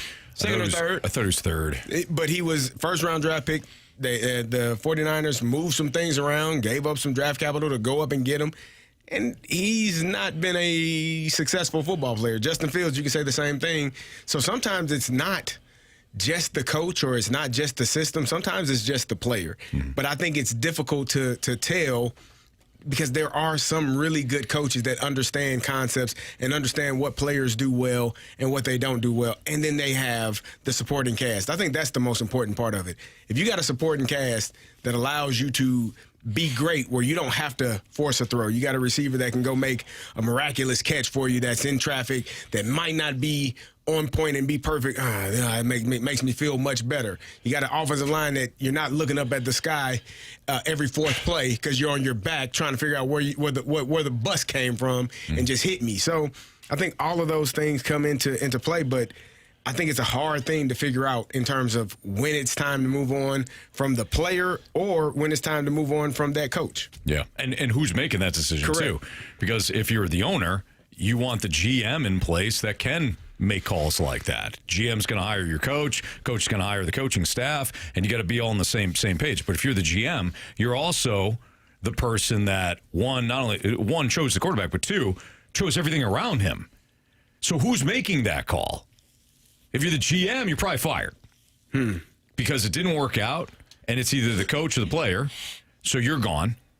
Somebody else needs to now come in, also needs to like the quarterback, but also the GM has to put the right pieces around him. So you can see why this happens where Daniel Jones hits the open market, eventually winds up in the right situation and works out. Sam Darnold, same deal. Baker Mayfield, same deal. I'm probably missing some others. Geno Smith for a little bit there in Seattle, a little bit. But you see why this kind of happens. They merely get to a better spot and start having success. Yeah, I wonder if these three guys in particular are making front offices start to maybe think differently in terms of, okay, instead of just getting rid of the quarterback, let's just get rid of the coach. Let's get a better coach in here. If you look at these three guys, they all sort of have, something in common. Baker Mayfield, Sean McVay, right? Sam Darnold, he started with Kyle Shanahan in San Francisco and then worked his way to Kevin O'Connell, who worked with Sean McVay. Yeah. Daniel Jones, you could make the argument, yeah, he's been better here in Indianapolis, but he had a stint in Minnesota with, he never played, but with Kevin O'Connell, who is connected to Sean McVay. There's a little bit of similarity with all three of those guys. The guys that wound up with either OCs or head coaches that knew what they're doing. Exactly. Wind up having more success. That's what it comes down to. I think you could say that, but I think Cliff Kingsbury knows what he's doing, and he had Josh Rosen and couldn't get anything. Like I think sometimes it's the player. Like sometimes it's the. That's why we're asking the question. It's a fine line. I don't think that there's a right or wrong answer for it, because sometimes the player just can't play, and you draft them high. Josh Rosen was drafted number 10 overall. He played 3 years in the league, and he is out of the league, and hasn't played. I haven't forgot about him. Like, you're the number 10 draft pick in the NFL draft, and you started 13 games your first year, 3 games the next year, and none after that, and you last played in 2021. I mean, you can make the argument they didn't give him enough time, though. You know, you don't know. You don't know. Sometimes it takes these quarterbacks a couple years. I mean, we're literally talking about, let's use Sam Darnold, for instance. Sam Darnold, we made fun of the guy. It's the easiest until last year. The easiest thing, it's not easy, but if you're going to go an easy path in the NFL, backup quarterback is essentially where you can be for a long time. Backup offensive lineman ain't a bad job either, because it's hard to find 6'5", 300-pound guys that can move their feet, even if they're not starters, and those guys get hurt often. You can play 12 years as a backup offensive lineman and just fill in here, there, patch, spot starts here and there. Backup quarterback, if Josh Rosen could play football, if somebody believed he would still be in the league as a backup quarterback in that role for someone where they trusted, hey, this kid just needs an opportunity. He needs more coaching. They looked at him and said, man, this dude can't play. Like Kenny Pickett is a guy who I think we all think he's not really that great of a quarterback, but he's still sticking around. He's still sticking. Okay. There's a lot of guys that we think, oh, that guy's not very good, but he's been a backup for 7 or 8 years. I wonder if that has anything to do with prep and stuff like that. That goes beyond just the playing on the field. Well, it could also just be ultimately the whole talent package, right? Like maybe he doesn't have enough talent to be the starting quarterback, but if things go south, he can step in for a game or two. He can step in for 2 or 3 games or whatever it is, and he's going to be okay. It's kind of like Jacoby Brissett. He's going to be fine. He was fine for a couple of games. Eventually, though, the milk starts to rotten, and you realize that he's not a starter. And I think we're going to start to see that now. Started last week in Seattle. But he had a good run there. 3 games. Looked very good. It's Fast on 101 ESPN. Gauntlet next.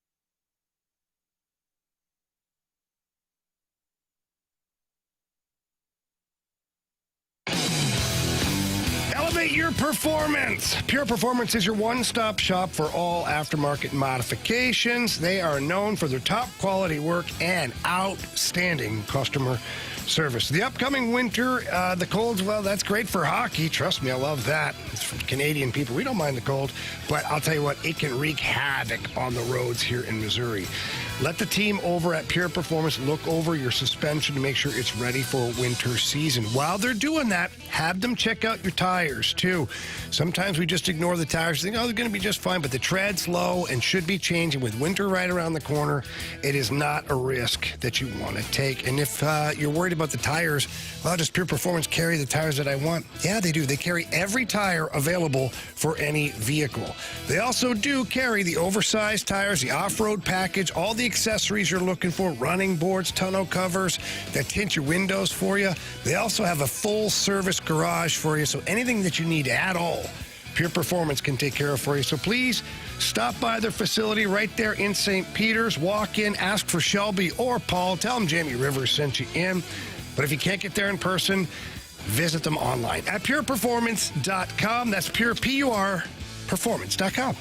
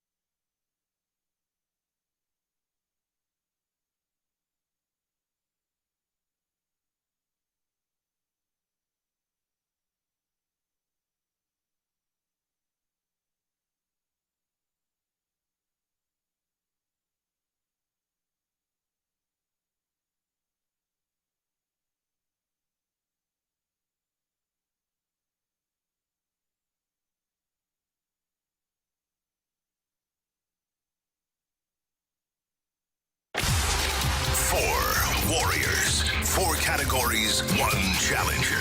Can you survive the gauntlet? Brought to you by Blue Note Roofing. Roofing, siding, and gutters. Visit BlueNoteRoofingSTL.com for a free inspection.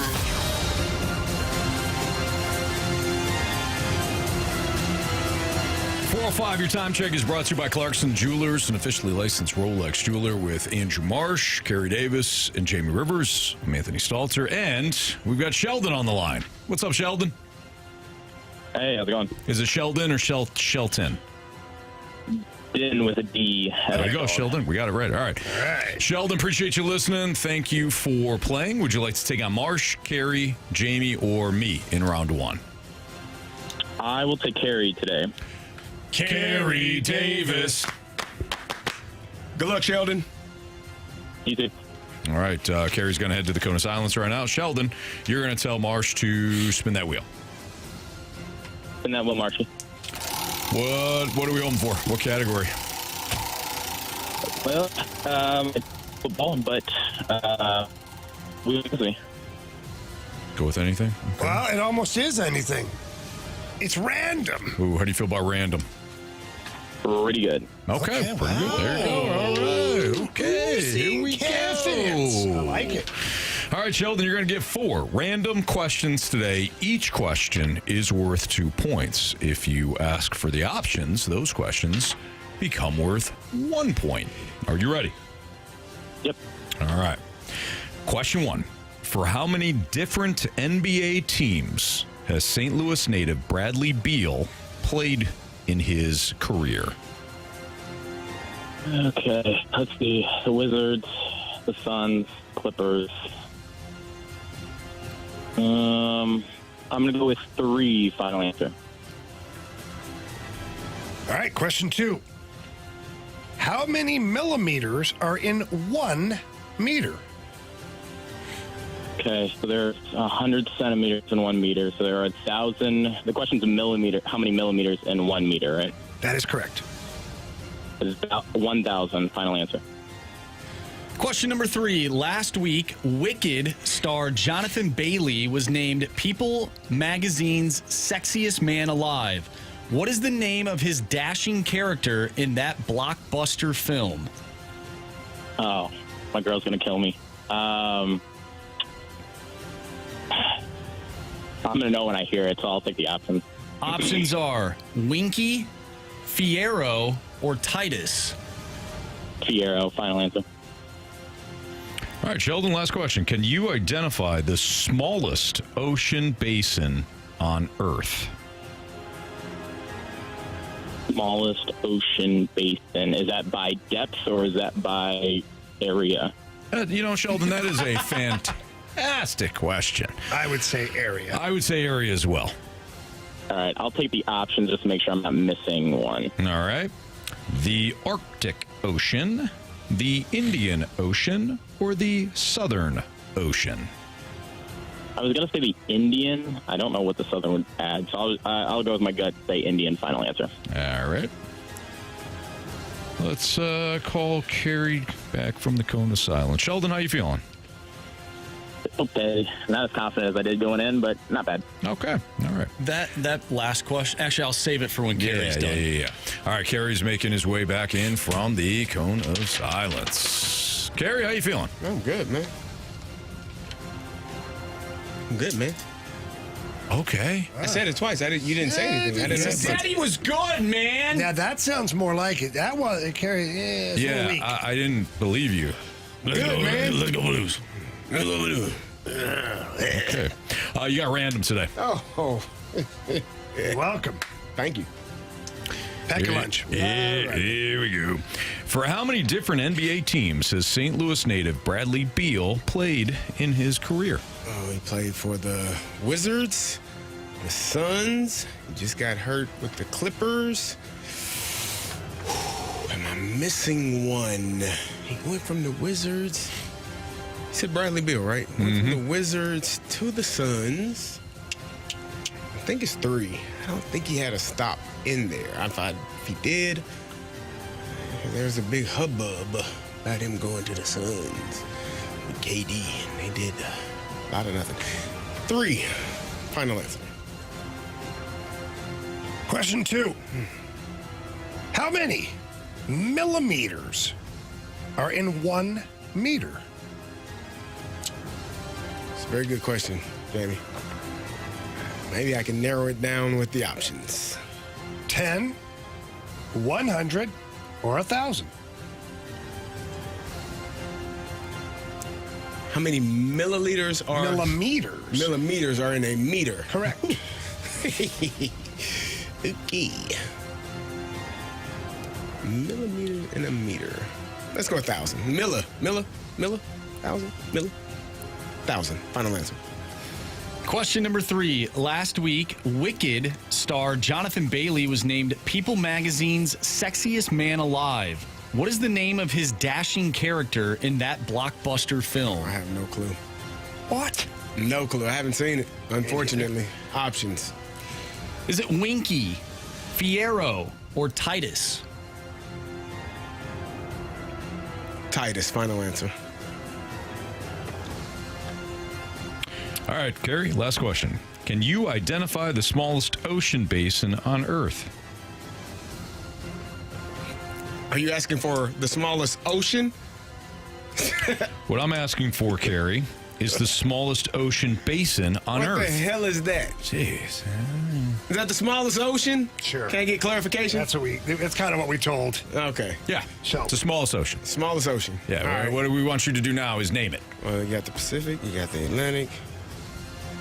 Indian Ocean? Is that still an ocean? I know things change. I ain't been to school in a long time. Indian Ocean. Final answer. Okay. Shall we go over these guys? We shall. For how many different NBA teams has St. Louis native Bradley Beal played for in his career? CD said 3. Sheldon said 3. Correct answer is... It is, in fact, 3. Wizards, Suns, Clippers. Neither of you needed the options. We got a 2-2 tie. Good job, Sheldon.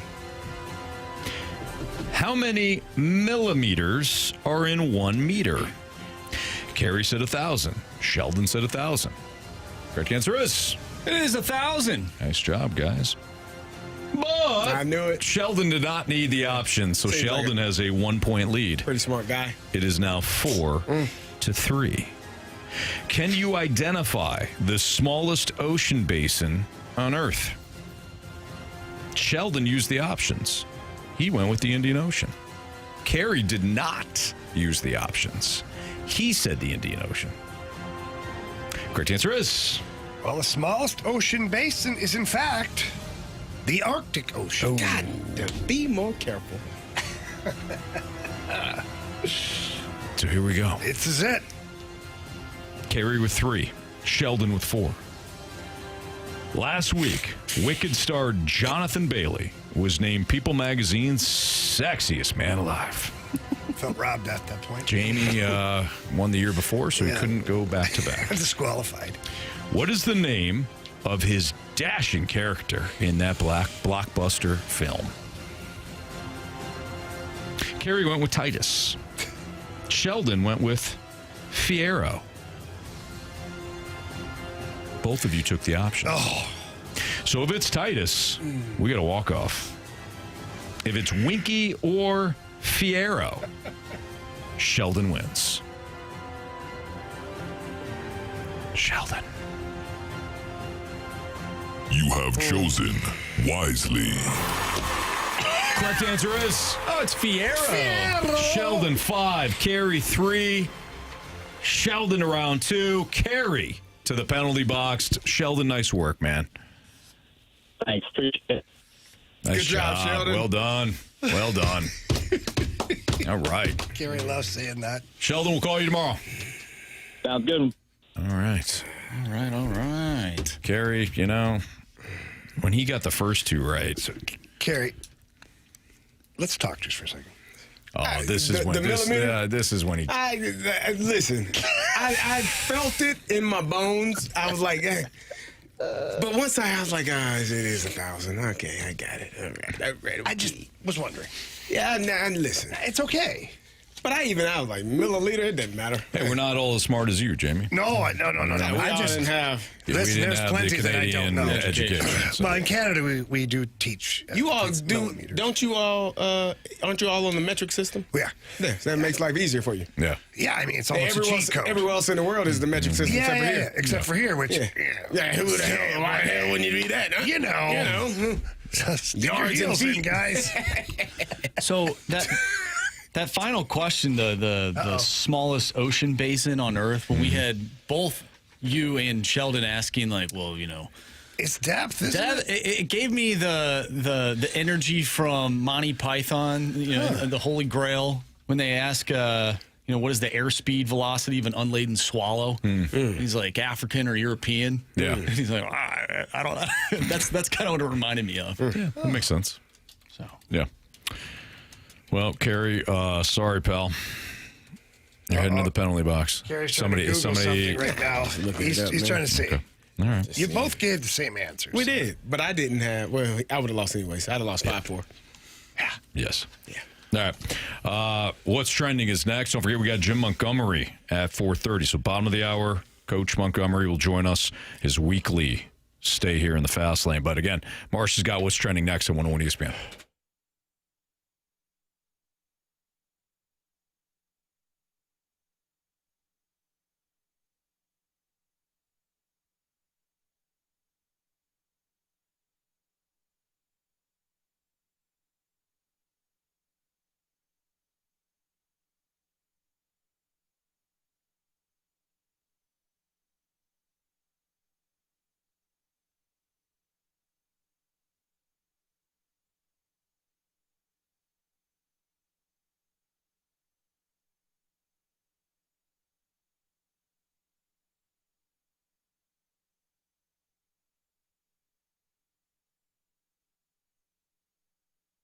All right, St. Louis, if you are thinking about selling your home anywhere, and I mean anywhere, in the St. Louis area now, this time of year specifically, it's not the time to just take a chance and hope you find the right realtor. No, you need someone who's going to get you to the closing table.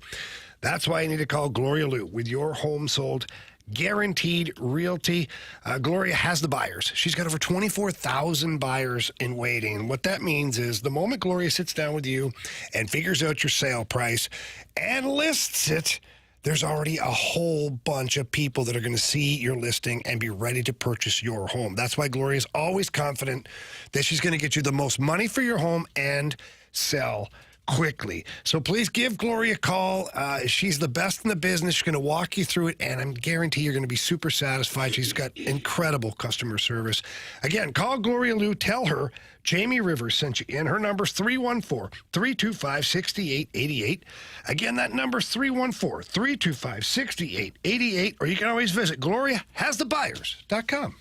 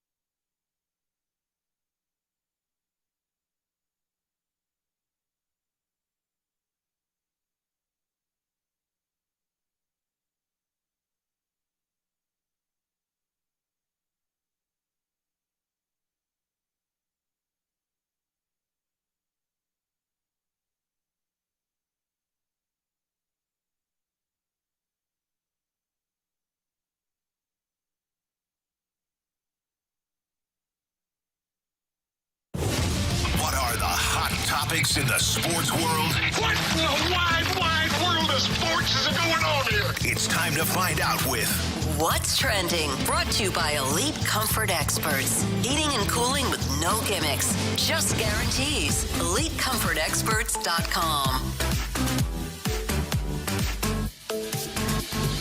Welcome back to the Fast Lane here on 101 ESPN with Anthony Stalter, Jamie Rivers, and Carey Davis, who is serving his punishment in the penalty box right now. I'm Andrew Marsh, and it's time for What's Trending. Gentlemen, this has been a thing, I think, for quite some time. It fluctuates here and there, but A.J. Brown and his frustrations with the Eagles, he was on a Twitch stream last night and had some comments. He said, if you got me on fantasy, get rid of me. Basically went into it and said it's a blank show when asked, how he's doing and whatnot. Nick Sirianni, head coach of the Philadelphia Eagles, said that he did not think A.J. Brown's comments or his continued voicing of discontentment has become a distraction.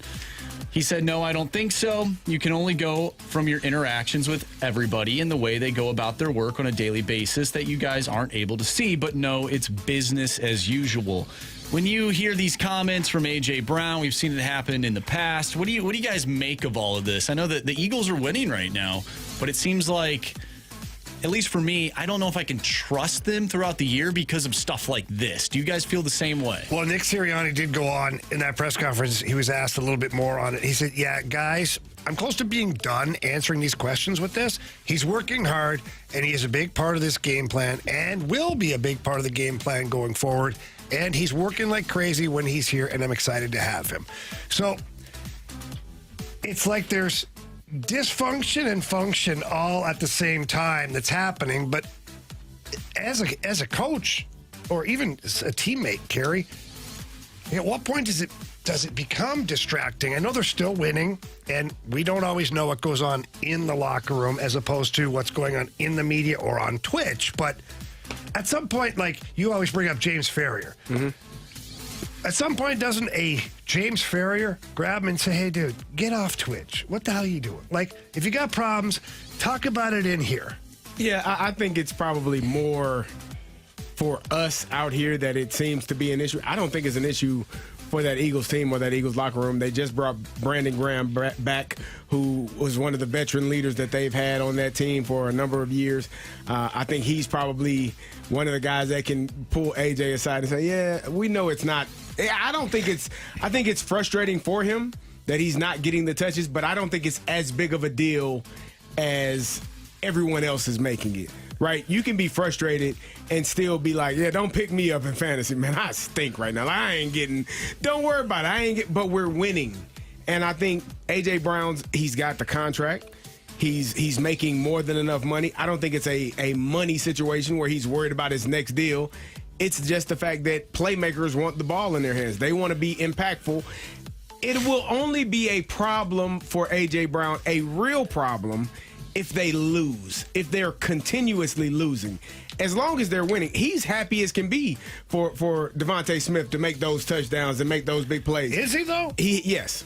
Okay. I know that he's not. I just feel like he's said it so many times now. Like at some point, it's no longer just a joke. Like at some point, I don't think he's looking at Devontae Smith and saying, "Man, you're not better than me." I don't know. I highly doubt that is going on in that receiving room and in that locker room. When Saquon Barkley had that big catch, he was out there blocking in front of him, like trying to spring him to get a touchdown. Like he's still doing all of the things that he's supposed to do for his team to try to find a way to win. I don't think there's a level of there's a level of frustration for him not getting the touches, but I don't think it's to the point where he's going to shut it down and just complain and pout and not be willing to play hard. I'm not fearing him shutting it down and complaining and pouting. I'm just, like, if it was my teammate, like after a while, I'd be like, dude, shut up.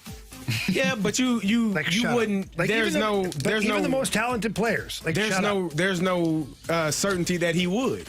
Like, you can't force him to do that, and I think it becomes more of an issue if you take that approach. All right.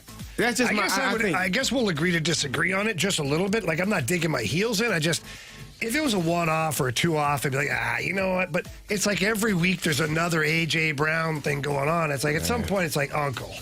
And if he is the Super Bowl MVP, I don't think anybody will remember this conversation. You're right. In Week 12. You're right. But what if they flop in the playoffs because he's a bad seed?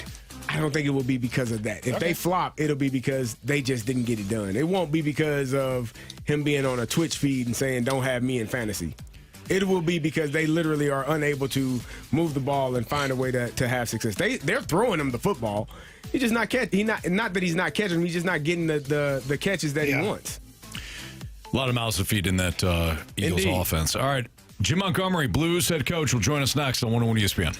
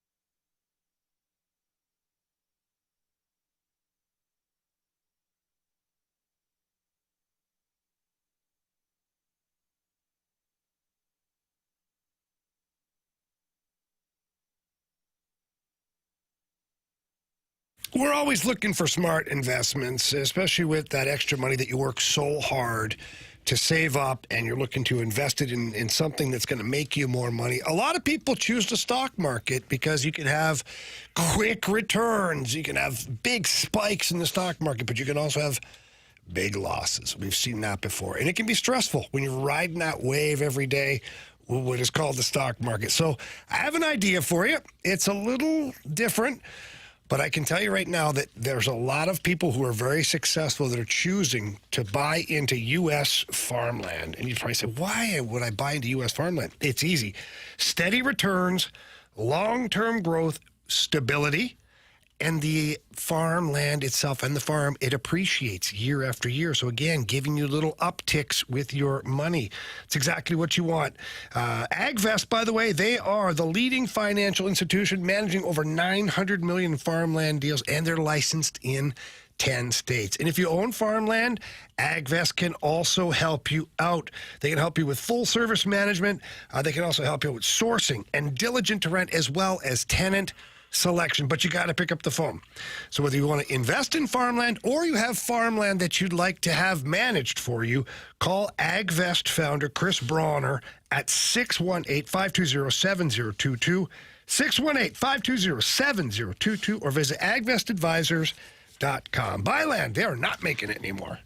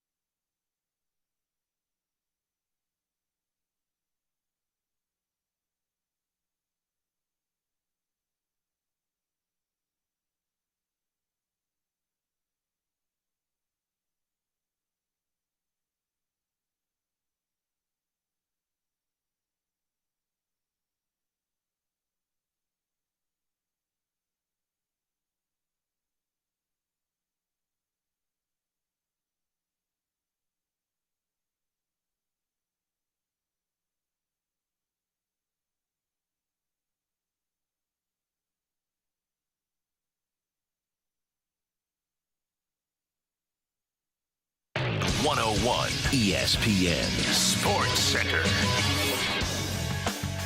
I'm Andrew Marsh. It's time for a Sports Center update driven by Johnny Londoff Chevrolet and Johnny Londoff Autoplex. The Blues take down the Calgary Flames last night by a final score of 3-2. They'll be back in action on Friday going up against the Philadelphia Flyers. Pregame starts at 6. Puck drop is at 7. We will be joined by Jim Montgomery coming up here next, so stay tuned for that. We'll also talk with Joe Vitale at 5 o'clock. But the head coach of your St. Louis Blues joins the Fast Lane next right here on 101 ESPN. I'm Andrew Marsh, and the Sports Center update is driven by Johnny Londoff Chevrolet and Johnny Londoff Autoplex. See them at londoff.com. Chevy, together we drive. Are you kidding me?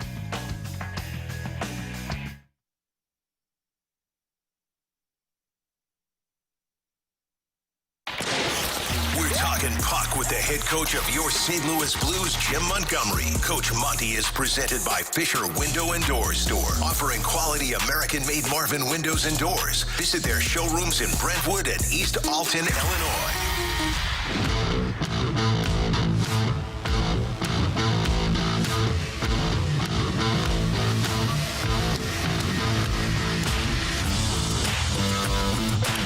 About to get the head coach of your St. Louis Blues, Jim Montgomery, on the line here in a minute, but good opportunity before we do so to let you know that we'd love for you to support the Countdown to Thanksgiving campaign to benefit Operation Food Search. It's hosted by Lee's Famous Recipe Chicken, Hot Shot Sports Bar and Grill, Coca-Cola, and us here at 101 ESPN. You can drop off a non-perishable food donation at any area Lee's or Hot Shots now through next Friday, November 21st.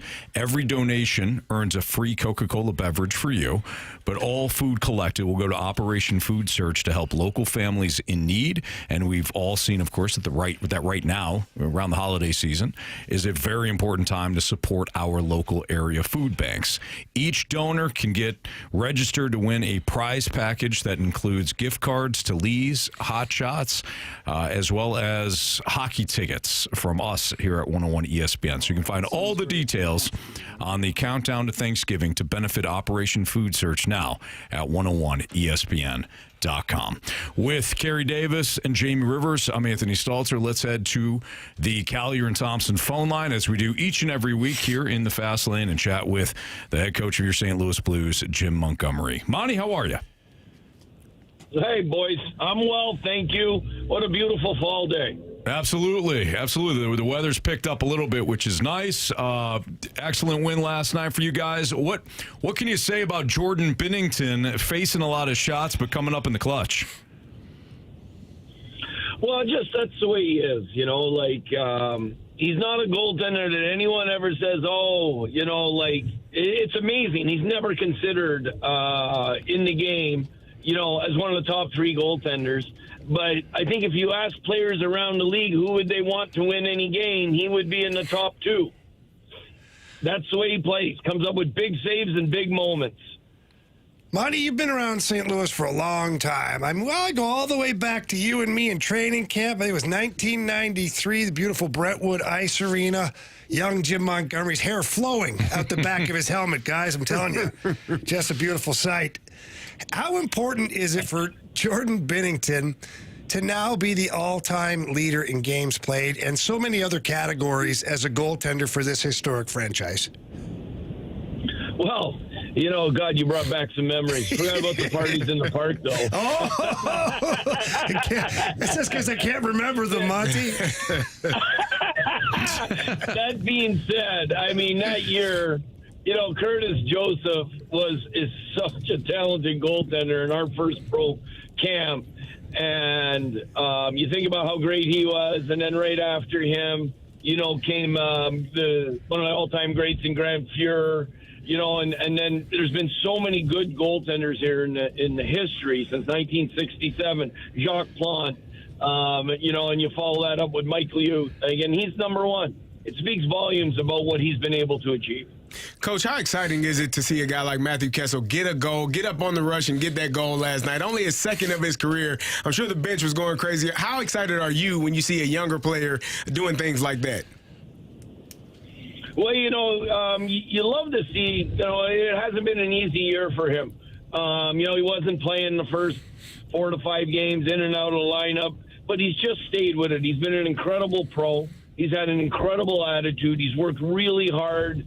When everybody else is getting ready to play, he's doing extra work, and he's just taking advantage of the opportunities. And it's easy to cheer for someone who's been an underdog and is coming through so well for us.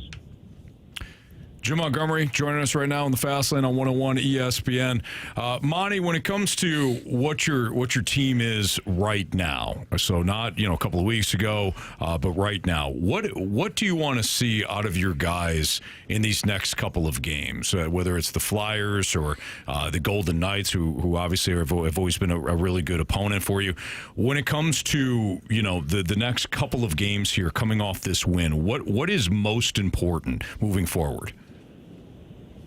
That we continue to build trust and we continue to play the right way. In our last 5 games, we are 3-1-1, and it could easily be 4-1, but it isn't. And we just got to keep believing and being on the right side of pucks, because the defense is leading to some easy offense, and our forwards haven't taken advantage of the easy offense that have come our way, but they're too talented to not. And I remember feeling this way last year at one moment, and I was like, this tide's got to turn. And it usually turns with really good defense, and the offense follows. And I think we're on the brink of seeing it. Coach, a lot last year was talked about, and justifiably so, by the way, about the fourth line. Radek, Faksa, Walker, and Toropchenko. People call it the identity line, call it your grit line, fourth line, energy line, call it whatever the hell you want. Doesn't matter. It is important to have a line that you can kind of depend on. Did you see that more so last game with Oscar Sundqvist in the middle of Walker and Toropchenko? I did. The other two, I haven't been able to play Walks and Torpo together that much this year, just because of either injuries to Torpo or just the way the season has been unfolding. I needed their energy on different lines. But last night we saw, I think that's their 3rd game in a row they play together. And it's the first time they've played the full game with Sonny between them. And that's the way we envision our fourth line starting the year.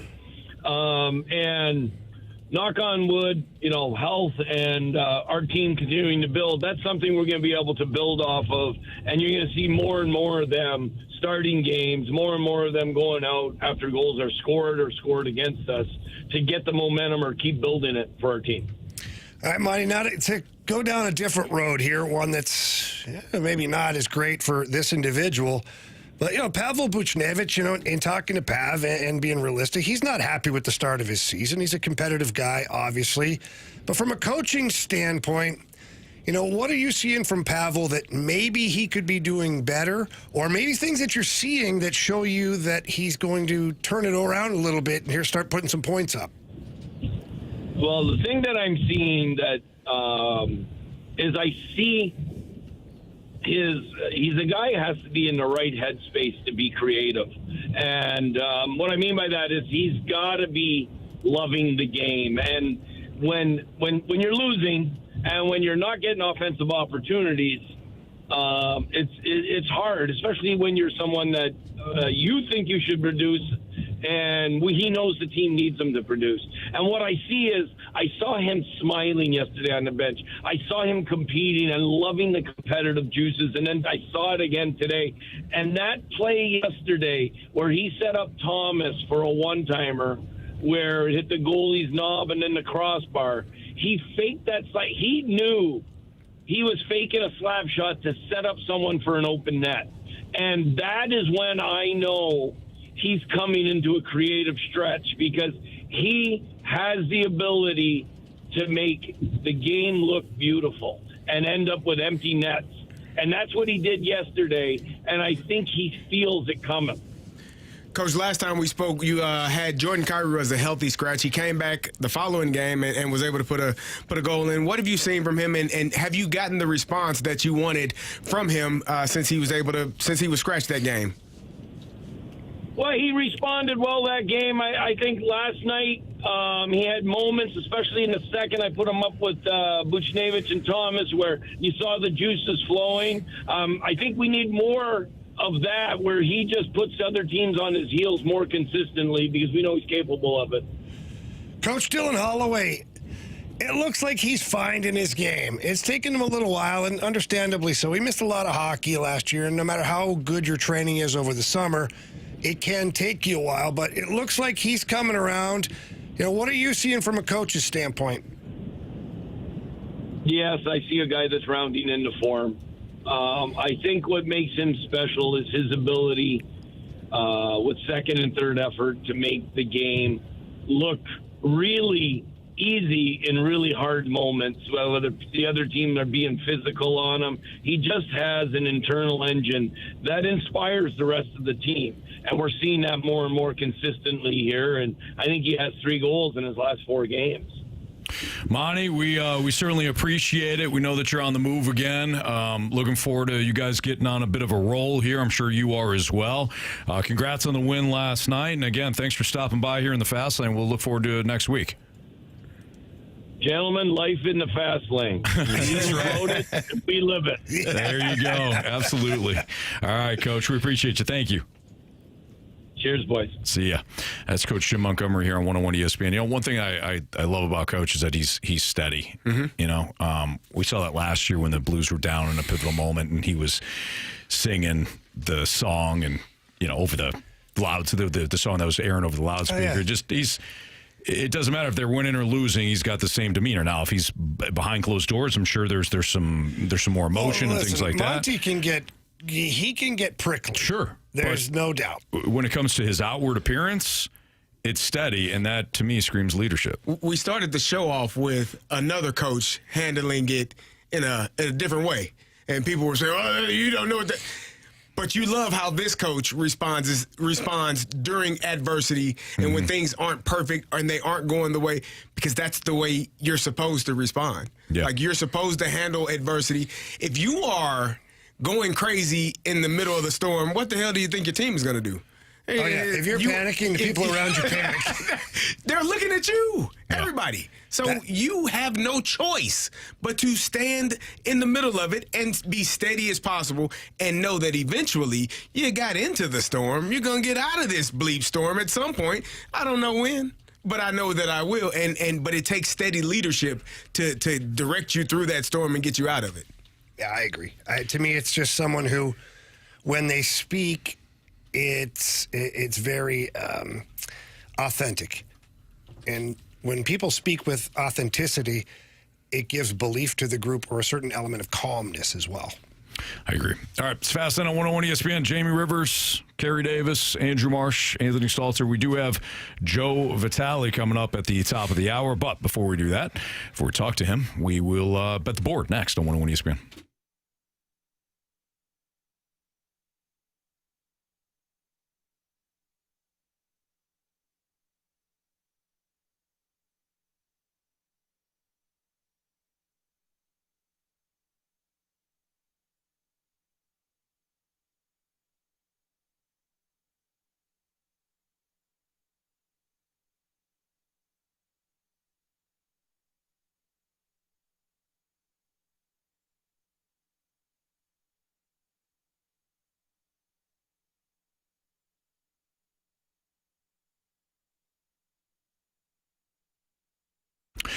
Jamie, one of the things that I love about Stewie is that he winds up being our guy when it comes to any question about where the Federal Reserve is, rates, where they're heading, whether or not now is a good time to refinance. Hey, take a look at what we have going on from a mortgage situation. If ever Chris and I are looking at maybe a new home or anything like that, I can pick up the phone at any point and call him and say, hey, what can we do for a down payment? What do you think about this? And his advice is always outstanding. I can't recommend Stewie enough. I know, Jamie, you feel the same way. Whether you're buying a home, whether you want to refi it, whether you want to take a look at maybe a situation when it comes to debt that maybe you've gotten out of control, Stewie can help. I guarantee you. But you do have to pick up the phone. You got to call him or text him. Yeah, and how about good old-fashioned customer service? And let me just give you one example. Is almost a year ago to the date, I bought a home. And Stewie, last week, start checking in with me, talking about the rates might be dropped, might be perfect time to refinance, drop the payment a little bit monthly, use the bagel loan, all these things. And he only does that for you because you're a former NHL player. Yeah, that's wrong. Stewie checks in on everybody. You know how I know that? Because people come up to me who have called Stewie and said, my goodness, that he's the man. People out Cottleville at Frankie Martin's had a couple sit down and say, this guy's amazing. We've used him for like 5 or 6 different purchases with friends, family. You do too. Please use Stewie. Give him a call at his personal cell phone number, 314-324-4440. Again, that number is 314-324-4440. Call, text, day, night. He's our guy. Got to be your guy. If you can't remember that, you can always Google the bagel loan. NMLS number 226715.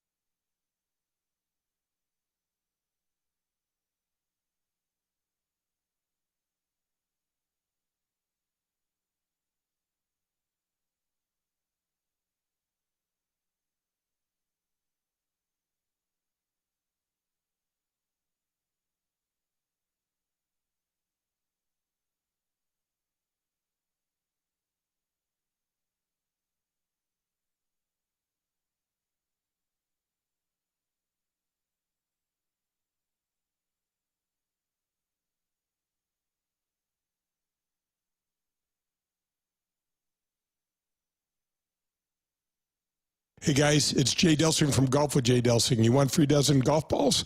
Download the Underdog app, deposit at least $10, use the promo code JAY24, send me your username at jay@jdelsinggolf.com, and I'll send you a free dozen golf balls.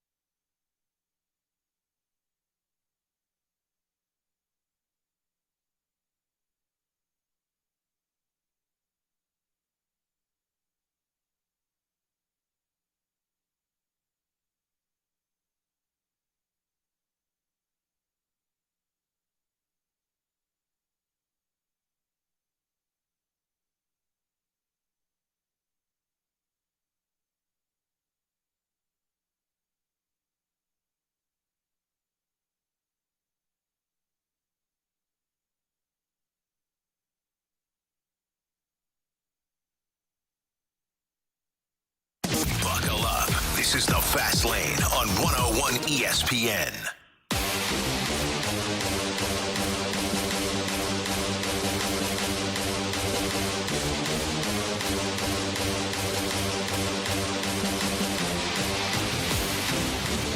It's a Fast Lane on 101 ESPN. Time for Bet the Board. Marsh, what do we got for standings, kid? All right, I have 4 points on the month. Anthony, you have 3. Jamie and Carey are at 2. So everybody went 0 for gopher last night. What do you have, Marsh? Except for me. Except for Marsh. No, he's a stud. Except for me. No, he's a stud. Except for me. I'm just saying. No, except for me. He's a bleeping stud. That does feel good, actually. Anthony, Feels great. Jamie. Yeah, you're right. Oh, yeah, with the voice thing? Except for me. yeah, Right. see? It feels good, doesn't it? Yeah, it's crazy. Annoying as hell if you're on the other side of it. It is annoying as hell when you're on the bad end of it. Marcy, how many do you have now? I have 4 points. No, thank you. Carey, you have 2. Appreciate it. Jamie has 2. Anthony, you have 3. My pick tonight I'm looking at Maction. Why are you talking like Anthony? This is less. This is less fun now. Oh, Anthony, it would be a damn shame if I looked at that Buffalo Central Michigan game. You won't do it. Fire Up Chips are at minus 125 on the money line. You're not going to do it. I know. Let's I know go, you. baby. It would be a damn shame if I I know you're not. You're not. He's not. Damn it, do it. You're right. I know. I'm not taking the chips. I'm not doing it. The Chips are 2-4 on the road. Buffalo 3-1 on the road, but Central Michigan undefeated at home. That's where he's going. I know you want to take the Chips. I don't want to take them away from you. Wow. But I'm going to. Give me Central Michigan on the money line tonight against Buffalo. Let's go, Are baby. you going to do spite? Yeah. Be spiteful and chips. take the Buffaloes. Fire up chips. Buffalo, are you doing it? Fire up chips. Fire up chips. Huh? Fire up chips. Fire up chips. Fire up chips. I really didn't think you were going to, Marsh. I really didn't. I thought for sure you were gonna. There was gonna be a big setup, and then you're gonna say, "But I'm going to hockey," and I love Maction, and you know I love my chips. So I do. There's another for you to game do though. that- There's another game tonight. You taking the Buffalo Bulls? Let's go, Bulls. Let's go. Let's do it. Anthony, it's on you. Give me the Central Michigan Chippewas minus 1.5. Boom. Boo. I'm not going to take the Buffalo Bulls. Come on. In Maction with my team playing tonight? Screw you, Carey. It's a great opportunity, and you ruined it. You did. Mm-hmm. Great opportunity for what? Action. For what? For Marsh and I to be on the right side tonight? No, for a Carey night to enjoy the war. Yeah, man. You're supposed to. I'm supposed to back my team. That's what Carey says. I'm supposed to back my team, and I just did. That'd be crazy if they Carey won. like he wasn't talking to me. I don't know. He's talking in the third person. Did he forget he was talking to me? He's like, as soon as he starts calling himself Anthony, we're in trouble. Do you guys think the Chips will win 24-23 tonight? They might. No. They might. No, the line is, quite frankly, it's very disrespectful. So, Marsh, I think you're very smart. Now, I don't think you did a damn second of research on this Maction game here. What are you talking I don't think you did. I don't think you did damn research. He took the money line. Central Michigan undefeated I really at don't. home. He had I really it all don't. I pulled think out. you played it in a spiteful manner, but you didn't see the old point spread still coming into play tonight. It's all right, guys. It's fine. So should he have taken the point spread? I'm confused. I'm Anthony so took the money line. No, I still had an up. Guys, follow along. I'm saying he did the research. Anthony I know. He thought he was going to take my Anthony chips still from wants me. credit. He wants to take my chips from me, and I still have an opportunity to play it. You're right. Yeah. That's what it is. Well, if they win, Carey, they win, but there's there's a only one chance play that they for could you. still win and the spread not hit. I'm taking the damn Buffalo There is, but I'm Bulls. still taking my Hell, I Chippewas look in some like way, I shape, or should. form. Yeah, that's I fine. really should. You should. I should. I do like old Pete You should. Limbo, the head coach of the Buffalo Bulls. Hell of a guy. Yeah. Really good man. Really Put good your person. huevos rancheros out there. You It take ain't my those turn. Bulls. It's on you. It's on you. Come on, I Jamie. already picked. What'd you pick? I said McDavid over power play. I didn't hear you say That's that. weak. That's It weak. is weak. That's weak sauce. That's what I said. I can't take my bet You should back. take the Buffalo Bulls. I would plus have. 1.5. I would and have, I'll take but them On the money line. money line. Yeah. Do I do it? You want to? I do it. Do it. Let's do it. I don't care. I'm in. Do it. Give me the Bulls on the plus 1.5. And I'll take them on the money line. Yeah. Spite is the name of this damn segment. Good. You know? I'm glad.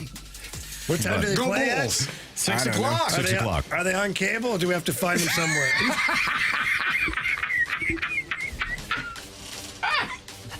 Does I somebody have got it on- my guy Pete Limbo. Does somebody have it on Facebook? Yeah. Facebook stream. My guy Pete Limbo is going to Somebody's recording it dial on up their some. phone. Their iPad. Gonna dial it up Oh, I mean, the good for the news. Buffalo Bulls tonight. Good news is you can actually watch the game. You don't have to watch the Blues lose tonight because they're not playing. So it's good. Wow.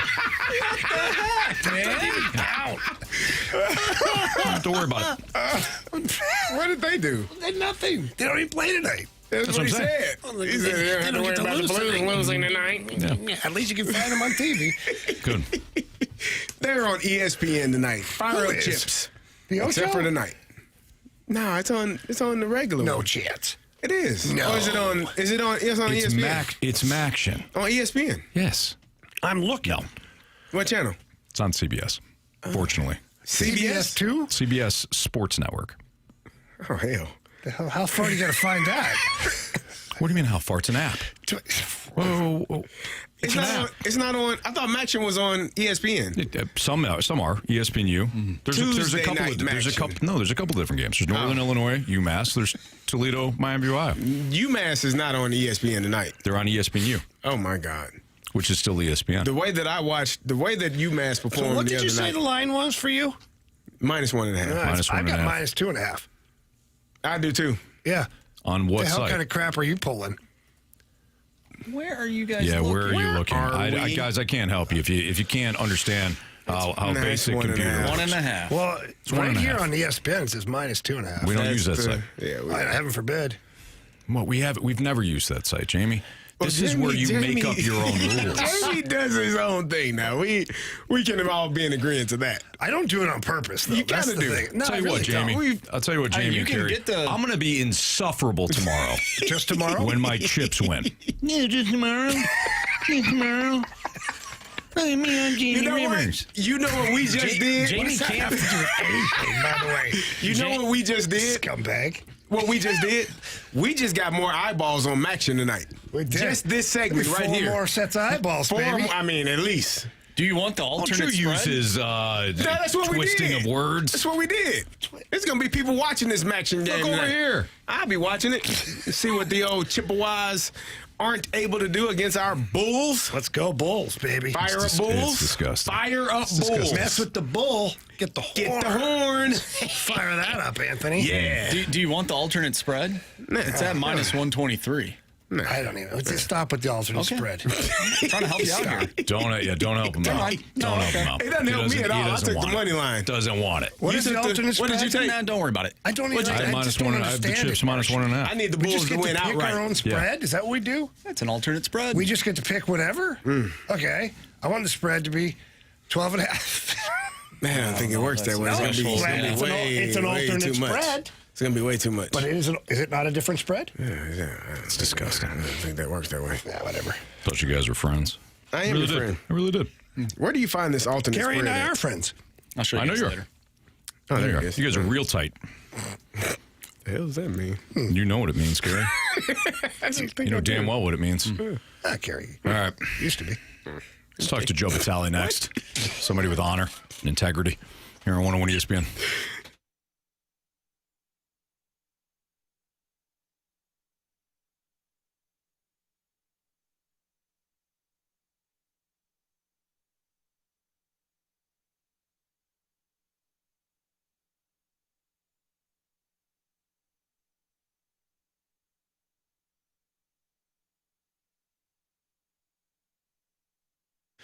My friend Derek Stevens, owner of Circus Sports, talked to me, years ago, telling me about he's going to create the world's largest sports book in Las Vegas. And, dreams are awesome. Well, dreams come true. And Circus Sports has the world's largest sports book in Las Vegas. But now, the world's largest sports book in the palm of your hand. Circus Sports has an app. Right now, the Circus Sports Illinois app is out there. Missouri coming soon. By the way, December 1st. Keep your eyes open for that. But yeah, Circus Sports Illinois available on the website or any app store. You certainly don't want to miss out on downloading that. You can bet like a pro on your favorite teams. You got player props. You got parlays. All the fun things that are available. You hear us talk about all the time. We try to project who's going to be the champion of what league. Well, that's called a futures bet. Get on there. They've got great lines on futures bets, tight money line splits on all games, and of course, always, and I mean always, the best odds available on any gambling app that's out there. So please, again, don't miss out on any of the action that Circus Sports is providing. Download Bet Like a Pro with your Circus Sports app and make sure that you are having as much fun as we are over at Circus Sports. If you or someone you know may have a problem with gambling, call 1-800-GAMBLER or text ILGAMB to 833-234.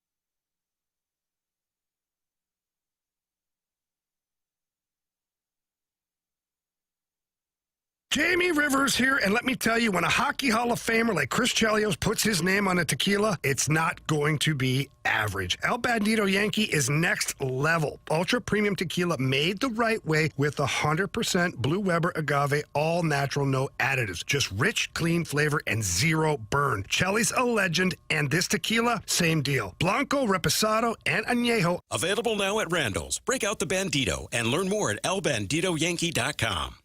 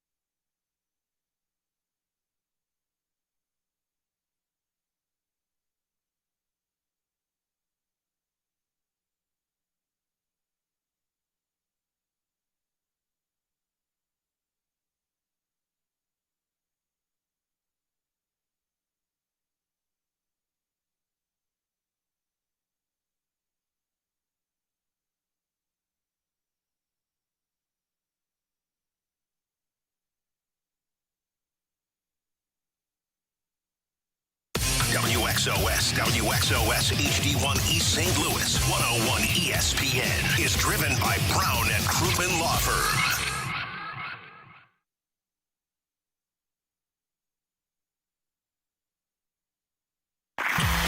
We're talking everything St. Louis Blues as we head into the Blues booth on 101 ESPN. Presented by Boardwalk Hardwood Floors. Find your perfect new floor at boardwalkhardwood.com.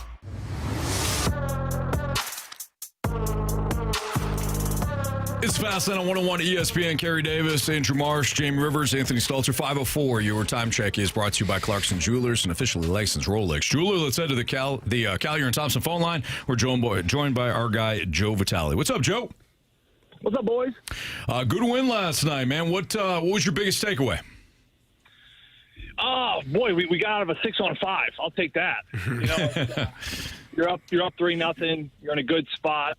You coughed up 2 in the second. You don't love the second period trended for St. Louis. That's the worst goal differential. Especially with transition hockey and the speed they want to play with, you like to get that number flipped around. But you give back 2 off good goals and good shots. So you make it 3-2, which at the time you're thinking, come on, like let's have a nice easy win here. Let's win by a few and not put ourselves under any kind of extra stress. But I actually thought it worked out for the best, because then you put yourself in a 6-on-5 situation. You're up 3-2.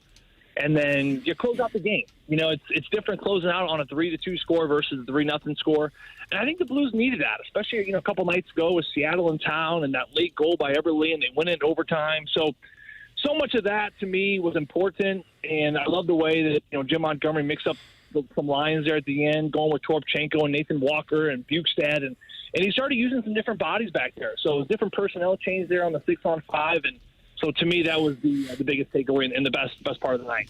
Joe, a lot's been talked about here about a lot of bottom 6 guys scoring, or unfamiliar faces scoring a lot of goals recently in the wins, and we talk about it almost daily, just about how to get our buddy Pavel Buchnevich going a little bit here. I know he had the one pass last night. Tomer rings it off the bar and whatnot, but you're watching every game. You're on the call every game. What are you seeing from Buch that maybe you'd like to see more of to kind of get him going here?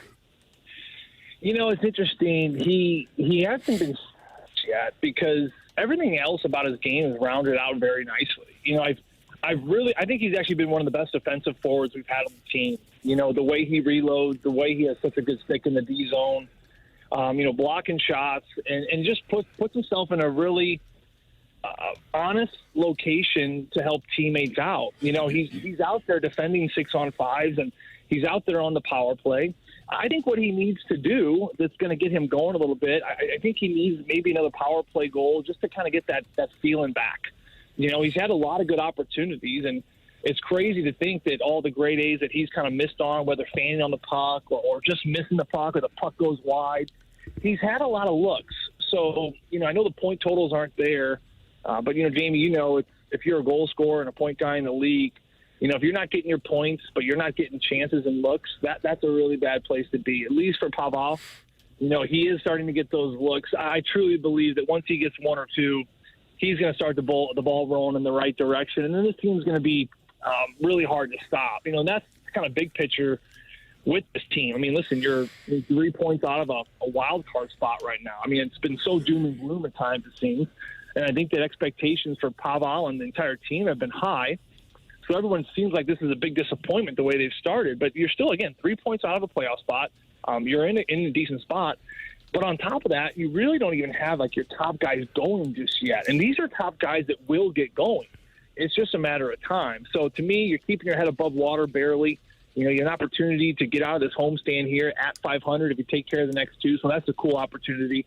So all things considered, I really believe that Pavel will start to catch fire. And when he does, it'll be good for the team. Joey, last night, Jordan Bennington passed up Mike Liut in terms of number of goals, number of games played by a goalie. He's already the leader in wins by a goalie in Blues history. When the story is written, when his career is done, where do you rank him and where do you put him at in the history of all these great goalies that the St. Louis Blues have had? Oh, I think you got to put him at number one, Carey. And I mean, look at the numbers. Obviously, now he has the most games played. I think he has, more time ahead of him. He's got the most wins. He's got at least a good couple years of his prime left. So I think that he is going to create more and more distance from a number standpoint. He brought the Stanley Cup to St. Louis. I mean, I don't know how else to say it. I mean, if there was, it's a team effort, don't get me wrong. I mean, you needed Chief, you needed the fourth line, you needed Jaden Schwartz to get 12 goals, you needed all those things. But if you had to put it on one player that was most responsible for getting you the cup, I think you have to go with Jordan Bennington. I mean, even on top of the Conn Smythe winner that year, which, of course, was Ryan O'Reilly. So, to me, it was the timely saves, even just that first period alone. I think he deserves a banner in that building one day of first period of Game 7 when I'm talking about all the terrific saves he made in the opening 10 minutes of that game. For that alone, he deserves a banner.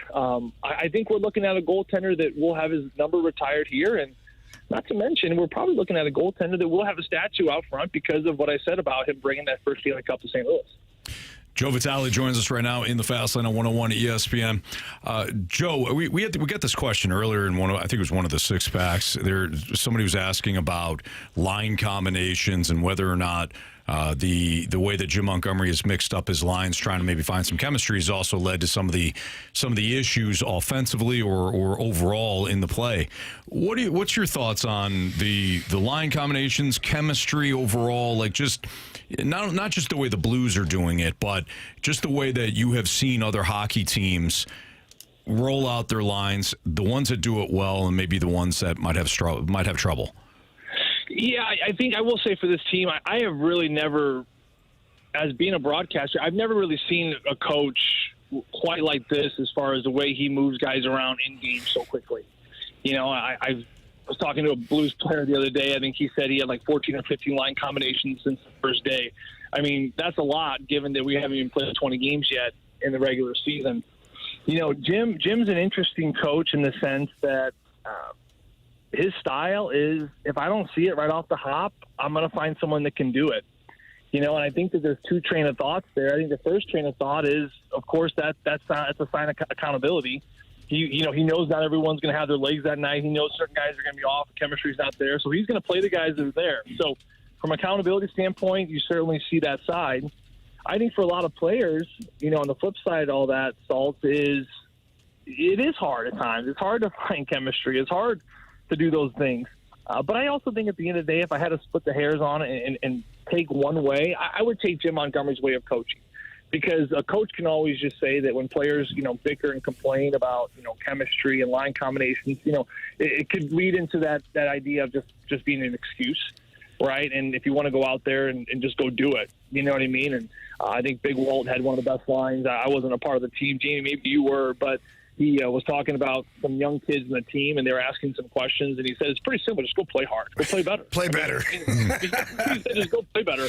So I think there's a lot of hoopla about line combinations and chemistry, and the coaches juggle guys around. Chief did this a lot too, and you hear guys bickering about that as well. But you know what? I think Big Walt's line really always rings true, and I'll always come back to it because if you're not going to figure out and go out there and play better, they're going to find someone that will. So either figure it out or you have to sit on the bench and sulk on it. Joey, I have a question that is completely off topic, not sports related at all. Oh, wow. Joey loves these. You are a man of many talents. You know many things. I want to get your thoughts on daylight savings. It's dark. It's 5 o'clock. I hate it. What do you think about daylight savings time? Do we need it? Get rid of it? What should we do? What are your thoughts? It's for the birds. Birds. It's a joke. When did this even start? How did it start? It makes no sense at all. And then even to think that certain cities don't even honor it. Like, how is that possible? I think like Phoenix, Arizona, when I was there, like they never changed their clock. And it was amazing, right? And then the rest. You got an attitude problem there. Yeah, maybe. I despise it. You know, I really do. I hate the idea. Again, it's 5 o'clock, and we're talking about the sun going down now. You know, and I will say, if anything, if I'm trying to spin it into a positive. One of my favorite days of the year is in the spring when you move the clocks forward, because then all of a sudden you feel like it's 8 o'clock at night and the sun's still out. So that's obviously a great thing. But I don't know where this started. I don't know whose idea this was. Someone said something about like the farm or the calendar or the growing the crops. I'm not sure, but I don't really see a lot of people growing crops anymore. So I think it's time to move on. You know, Joey, a lot of people are investing in U.S. farmland these days. Yeah, exactly. Joe, we appreciate you, man. Thanks for having fun, talking a little Blues as well. Good luck with the rest of the week here as the Blues take on the Flyers in 2 days, and we'll catch up with you next week. That sounds good, boys. You guys have a great night. You too. Thank you. All right, Joe Vitale here in the Fast Lane on 101 ESPN. Joe knows his stuff. He knows everything. He does. He really does. A little of everything. He should be a contestant when we have random. He would do very well. He would probably blow us out of the water. Yeah, he probably would. Yeah. All right. College football 4 downs. Got some questions related to the college football rankings that came out last night. We'll get into that next on 101 ESPN.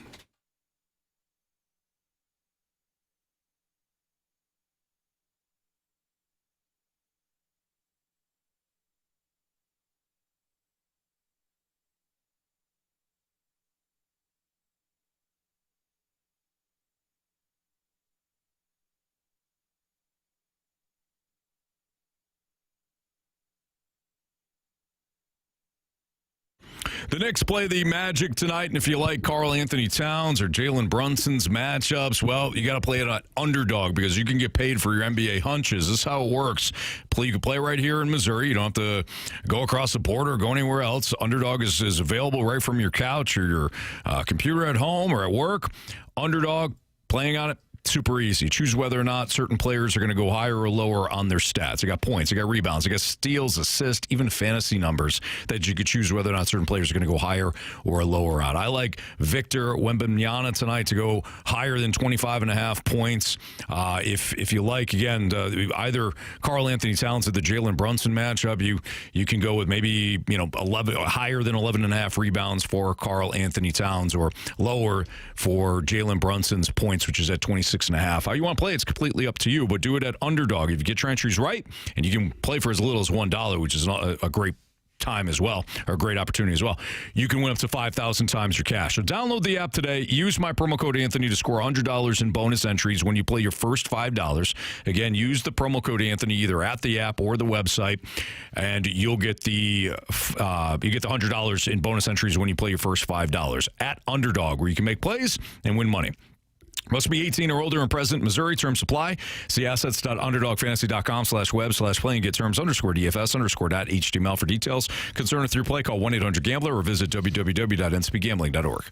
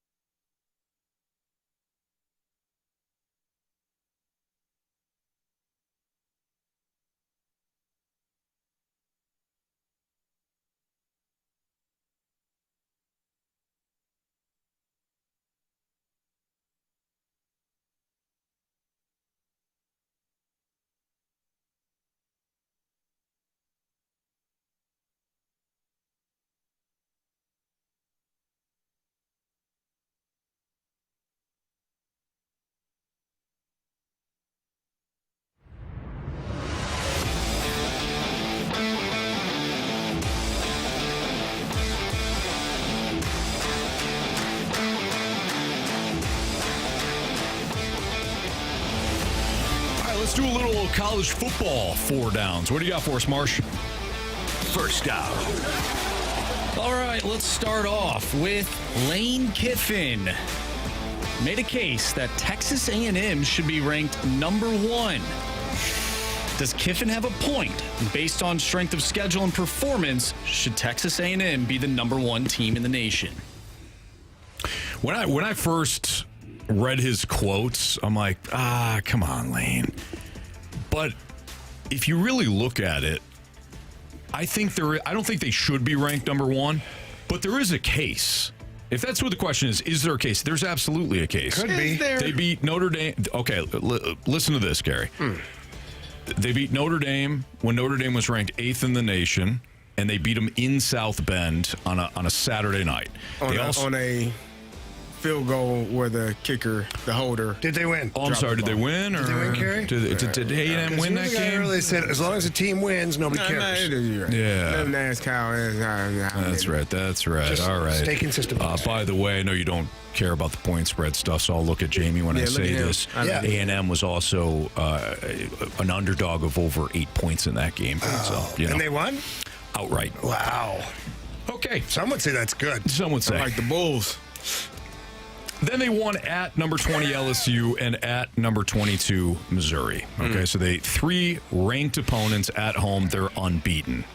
If you were to go to the Ohio State University, let me look at their schedule. Let me build up their resume for everybody, all right? All right, here we go. Here's the big ones. Number 1, Texas. Huge. Number 17, Illinois. Huge. That's it. At Illinois. Now, they did beat Washington, who beat the snot out of Illinois, so. And then Washington lost to Wisconsin. Sorry, Carey, I didn't mean it like that. You didn't. You did, but it's okay. I'm just saying.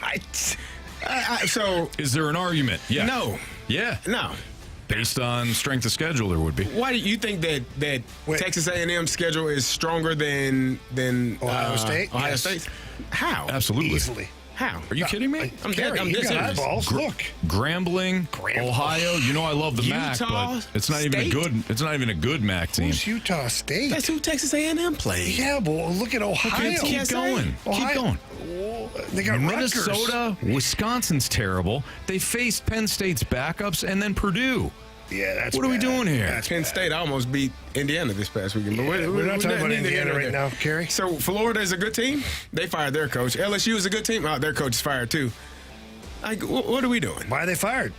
Because they don't have good programs. Because A&M beat the pants off. No, because the programs are terrible. Nuh-uh. Get it right, pal. And this is not even an SEC Big Ten thing here. Oh, it feels like it. Nah, it's not. When isn't it? Texas A&M's schedule is very for an SEC team. If you were looking for a schedule to allow you to get to the college football playoffs, you would pray for this schedule here. Oh, okay. Yeah. You know who should be number 1? Quite honestly, who Lane Kiffin. Indiana. Who Lane Kiffin forgot about? Alabama. Now, you want to talk about schedule? Let's talk about that, Carey. Yeah. Don't mention it though. He does the the Florida State thing, Jamie. Let's just move on. You know how Second down. They lost in the seminar. My favorite chips. It's fun, guys, right? It's fun for everyone. See, look at his face. All right. We're going to say anything to him? I mean, I got him earlier. He brings up my chips for no reason? Defend yourself. Hurt people. No, I do defend myself. I'm specifically looking at you. Anytime somebody brings up something, me, from the outside, you're like, why does that even matter? When does that even matter? See? You got your pound of flesh. You're right. You're right. Go ahead, Marsh. Jesus. We are children. We are. 100%. my God. The only one that's mature in this entire studio is the youngest one. Hey, man, you married J.J. McCarthy.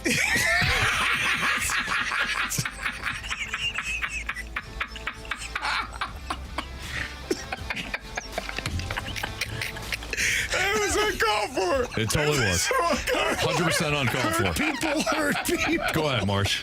Please. Second down. I hit it like 3 minutes ago. I know, but read it. Oh, okay. Well, speaking of the Big Ten, Ohio State, they're the number 1 team right now in the nation. They're the defending champs. Why does it feel like nobody is talking about the Buckeyes? Because they haven't played anybody. Yeah, I agree with Anthony. Yeah, seriously. Come on, I mean, They haven't had big games. Now, maybe some of that is because they're so good, but there hasn't been a time where I'm like, man, I got to watch Ohio State. Since number That's one not Texas. True. Yeah, the very first game against Texas. So And after that, after Jamie, I watched tell that, me. I regretted watching it too. 14-7. Oof. Next time you're like, I got to watch Ohio I haven't State. yet. Maybe Washington? No, maybe? I haven't once turned on. So I'll take you behind the curtain at my house just for a second when it comes to college football. You. Appreciate it. I take the remote and I click the guide and I flip through the games and see which one interests me. There's like one or two. I'm like, okay, then I go, okay, which one do I like better? Then we're going to watch that one. Not once have I flipped it on and said, ooh, Ohio State. Yeah, let's watch that one. You're missing out, buddy. No, I'm not really. Yeah, you are. They are they are the best team. And obviously, they have been the number one team in the country. Since week 2 when they beat the number one team in the country. They haven't been tested. They are the defending national champions. In my opinion, and I think the opinion of a lot of others, they have the best offensive and defensive player in all of college football. But you just said they haven't been tested. No, you said that. No, you did. You said they haven't been tested. You just did. No, if they haven't been tested, then they got tested against Texas. But they haven't really been tested. So they haven't been tested, in your opinion. No, you said it, though. I was doing the Jamie. They haven't been tested. Well, you didn't use the voice. No, I'm sorry. I apologize. They haven't been tested. Yeah, that's better. At least then I know it's not, you know what I mean? There you go. They haven't been tested, according to you all. But they have the best players on defense and on offense in college football, in my opinion, in Caleb Downs and Jeremiah Smith. And again, they are the defending champions. They are stacked in multiple positions. They are going to go into this college football playoffs probably favored in any game that they play against any team because they are stacked. But they could still, depending on the styles, make fights. But I think that they are the best team, and they haven't been spoken about. Julian Sayin is a quarterback that didn't play last year. He's his first-year starter and is playing outstanding. He's throwing the ball to Carnell Tate, another receiver that is not getting the just due that he probably deserves in terms of the grand scheme of things, in terms of the national picture. But they are finding ways to beat the hell out of people. And they went to Washington. Washington, to me, is not a bad team. They are actually a really good team. They went to Washington. Washington played them closely, and then they finally finished them off. So I think they've shown up to every single task, every challenge that they've had this year, and it hasn't really been a challenge for them. Okay. Yeah. I don't find them captivating. You don't watch them. You got to watch them. They're boring right now. Because they haven't played anybody. They're boring. They haven't played anybody. Well, they haven't. They played Illinois. And tell you what, I'll be watching them against Michigan. There you go. Screw that one up enough. You are hoping they do. If they lose to Michigan this year, they might fire Ryan Day. You know what? We know you're going to win the national championship. This is unacceptable. We let it go a year ago. Thanks for the title. Get out. Yeah. You and your hair dye. Yeah. Is there a case to be made that Texas Tech should be ranked higher than number 6? I think the only one that you could say that's tough. They should move ahead of would be Georgia. But even that's tough. But even that would be tough. I thought it was tough that they moved ahead of Ole Miss because Ole Miss did nothing to deserve to drop, really. The only thing they did was play Citadel. They're like, we're going to punish you. That's what I'm saying. Like, as much as I love Texas Tech and I'm rooting for them, they should be 7th right now until further notice. I think it's all going to sort itself out. I'm excited to see like the final few games of the season. I think Georgia, I've said it earlier, Georgia versus Georgia Tech is going to be a really good game for them to kind of see where Georgia Tech stands, and if they are able to pull that game out, that could be not an elimination game for Georgia in terms of being out of the college football playoffs, but just where they're seated. I'm excited. I just think it's going to be, and I think the final game, the championship games are going to be really good as well. Also, Texas A&M got to go to Texas the final game of the year. How does that pan out for them? We're talking about how good Texas is, how good Texas A&M is. If they can go into Texas, they have figured some things out. I wrote them off for dead early in the season because of the way that Arch Manning was playing, and they've kind of corrected some things and figured it out. So the last week of the season and the championship games are going to be, in my opinion, really exciting for kind of deciding who's in, who's out, and where you're seated. You have a full 3 weeks here where the games matter. It's fun. Fourth down. Which team outside the current CFP rankings do you believe will make the field by the end of the season? Oh, wow. I'm going to go with my horse that I've been saying, Georgia Tech. I came in riding that horse. I like that. I just don't know, man. That's a lot to make up. A lot to make up. I think I'll go with a team like Miami. I think they're going to get in the playoffs. I mean, they might. Hell. Yeah, they are in now, technically. Utah. Oh. Like if I'm gonna take a dark horse, let's take a dark horse. Two-loss team, huh? Yeah. I like it. That's a gritty prediction. I mean, we're gonna do this. Let's do this. So I don't see them losing. They got Baylor, Kansas State, and Kansas. So if they finish out, they'll be 5-2, and they would need BYU to lose a game. Yeah. Which they could. They got TCU, Cincinnati, and UCF. Cincinnati's not going to be easy. UCF, too. You never know. Right. Now, Utah beat Cincinnati. So if Cincinnati and Utah finish with the same record, then Utah would get in based on strengths. I don't know. Do you see any way Vanderbilt gets in? No. If they beat Kentucky and Tennessee, is there any road for them? I'm just curious. Yeah, I mean, I think there is, but obviously you'd have to have some major chaos here. I mean, Georgia still has to face Oklahoma. They still have to face Texas and Georgia Tech. So this Saturday is an elimination game for Georgia and Texas. For Texas. I don't think for Texas. That's fair. It could be for Georgia, too, just depending on how the seeding plays out. Yeah, because they wouldn't be they would not be in the SEC championship game. But it'd still only be a 2-loss team. Mm-hmm.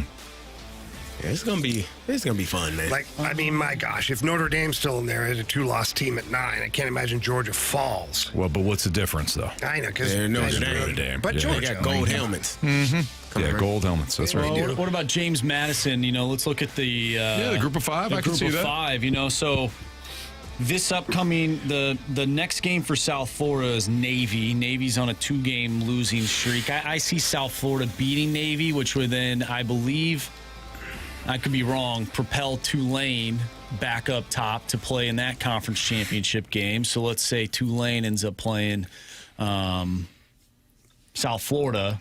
Maybe Tulane wins that game, which then bumps South Florida. James Madison with a 1 James Madison loss. hasn't played one ranked opponent this year. Not one. Not their fault. Well, they played Louisville.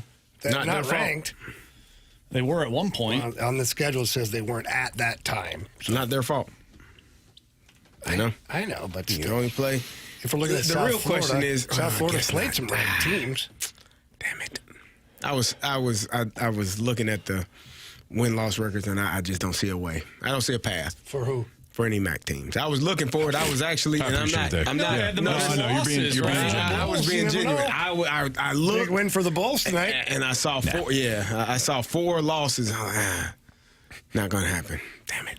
Yeah, I appreciate that, Gary. Thank you. Those are tough losses. Those are good losses. And the MAC is They're very good losses. Any week. Very good losses. CMU lost to Michigan on the road. It's a good loss. Now, did they lose 63-3? Sure, but still. We don't count good losses, right?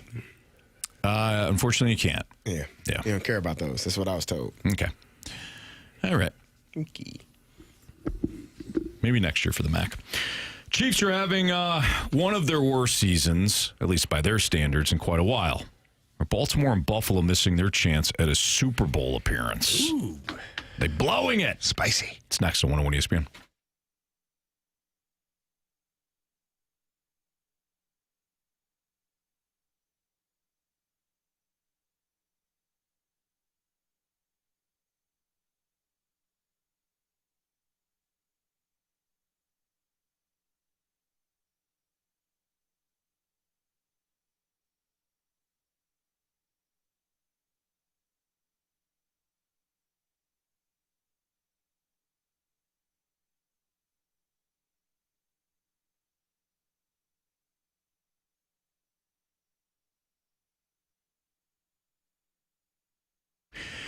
It's the Thankful for You sales event at Auto Centers Nissan. Over 1,000 vehicles, one location, zero nonsense. You can get no payments for 6 months and thousands in dealer discounts on remaining 2025 Nissan models, or 0% APR for 60 months and no money down on 2025 Muranos, 2025 Pathfinders, and even the 2026 Rogue Platinum, all with a lifetime warranty and a 30-day return promise. If you're shopping used, Auto Centers Nissan, they got you covered there as well. Zero down, no payments for 3 months on select vehicles, used, different makes, different models. So visit autocentersnissan.com if you want to look online first and peruse what they have. Again, over 1,000 vehicles. You want to make sure that you narrow some of those vehicles down. But when you head out to Herculaneum, tell them that Anthony Stalter sent you. Take advantage of the deals. They've got great ones right now at Auto Centers Nissan, Herculaneum.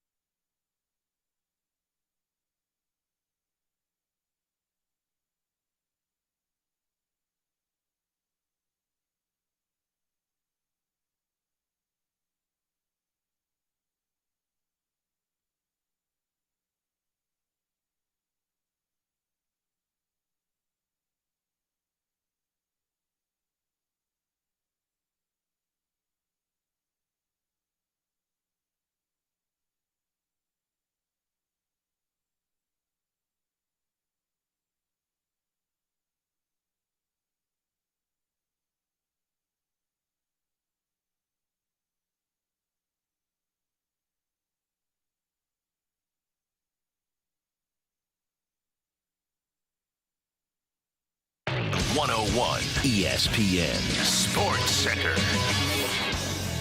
I'm Andrew Marsh. It's time for a Sports Center update brought to you by Saliga Heating and Cooling. The Blues picked up a victory last night over the Calgary Flames, 3-2 the final. We talked about that game with Blues head coach Jim Montgomery as well as Joe Vitale. If you missed those interviews or if you missed anything from today's show, make sure you go to 101ESPN.com or check out the free Dobbs Tire and Auto Center's 101 ESPN mobile app.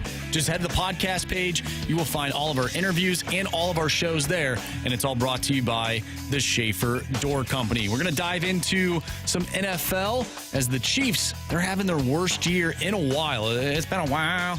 Are Baltimore and Buffalo missing their chance at a Super Bowl appearance? We'll discuss it next right here in the Fast Lane. I'm Andrew Marsh, and this Sports Center update is brought to you by Saliga Heating and Cooling, a Daikin heating and air conditioning dealer.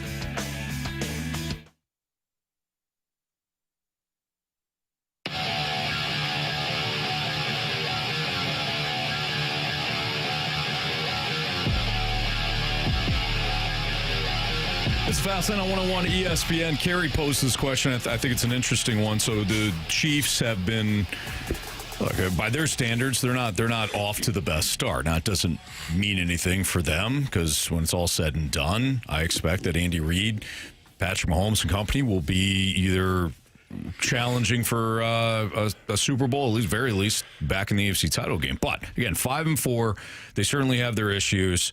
And Carey, you posed a question: are the Bills and Ravens blowing it? Yeah.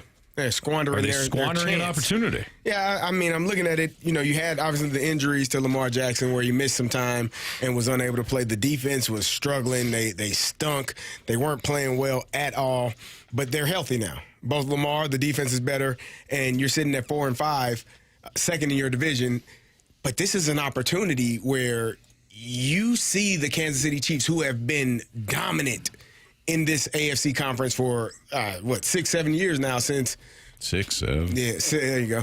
Since Patrick Mahomes has been the starting quarterback, haven't been less than an AFC championship game since he's been there, and to 4 Super Bowls. So this might be an opportunity where the Chiefs are third in their division. They're behind the Chargers. They're behind the Broncos. Yep. They're probably, I don't know if they have enough time to win their division, which means they got to go on the road. Buffalo, Baltimore, Buffalo losing games in the way that they have, losing to the Falcons, getting ran through last weekend to the Miami Dolphins, who were on the brink of firing their coach. It just made me wonder, like, if you're Buffalo, if you're Baltimore, you had to have been waiting for this opportunity where Kansas City stubs their toe and they're not the elite team that they have been for the past 5-6 years. How frustrating is it if you're not able to get home field advantage throughout the playoffs, if you're not able to be the team that people have to come see in your home stadium to try to make it to the Super Bowl? Yeah. I also think, though, guys, I got to say, and Carey, I don't disagree with anything you're saying, but when it comes to the Bills and the Ravens, isn't this just par for the course for them? Like, let's look back a couple years ago. Where did they play? Where did the Chiefs win in the AFC title game? Baltimore. Mm-hmm. And we all thought, well, hey, Chiefs, this is it. Chiefs, you scumbags, you have to go on the road now. And they did. They did. Remember when they didn't have Tyreek Hill? They traded him. Oh, you're gonna blow it, Casey. You're done now. Without Tyreek Hill, you've got my God, you want another Super Bowl? Yeah. It's a resilient team. It is. It's a very resilient team. The only team that has gotten Mahomes in the playoffs from the AFC has been Joe Burrow and the Bengals. That's it. Yeah, you're right. Another angle I look at is if you're the Ravens and the Bills in particular, you've got to be a little bit frustrated because life could be made very difficult, at least for the Chiefs. Where if the Bills could run away with their division, the Ravens don't have Lamar get hurt, they run away with their division. All of a sudden, the Chiefs have a really tough path to get to the AFC Championship and beyond. One of those teams would benefit from the Chiefs having a tougher path. Sure. But I don't know if that's going to happen now. Like their path might be slightly more difficult, but the Ravens, unless they really get ahead of the game here, like everybody could be having a tough go. The one team that might have the easiest is New England Patriots. I know the Colts are still in there. I don't want to believe in them, but I just don't. But the Patriots could be the team like, oh, okay. That was my other point is now it used to just be the Chiefs were the team that you had to worry about. If you're the Buffalo Bills, you got to worry about the Patriots now. They're in your own damn division. You might not win your division, so you definitely won't have. They will win the division. You definitely won't have that playoff game, that home playoff game. You're going to be on the road if now you got to be road warriors if you want to make it to the Super Bowl. Life just became that much harder for two quarterbacks that are MVP quarterbacks that have been, two of the best quarterbacks in the NFL over the past 4 or 5 years. Mm-hmm. It's that much harder now because. Thank you. You're welcome. Oh, yeah, you're talking about them. Got it. Go ahead. I'm confused. He's trying to hijack the team. But life just got that much harder with, surprise, surprise, Daniel Jones entering into the conversation and the Indianapolis Colts and Drake May playing out of his mind in his second year in the NFL. Like, I'm looking at this and I'm saying, man, we got to get healthy fast. If I'm Baltimore, if I'm Buffalo, we got to stop the damn run and make sure we're not allowing teams to rush for 200-plus yards every damn weekend. And we got to find a way to get ourselves back in the lead in our own division, and then we can take on whatever we need to take on after that. Yeah. Good luck. Yeah. It's Fastlane on 101 ESPN. We'll wrap up the show next.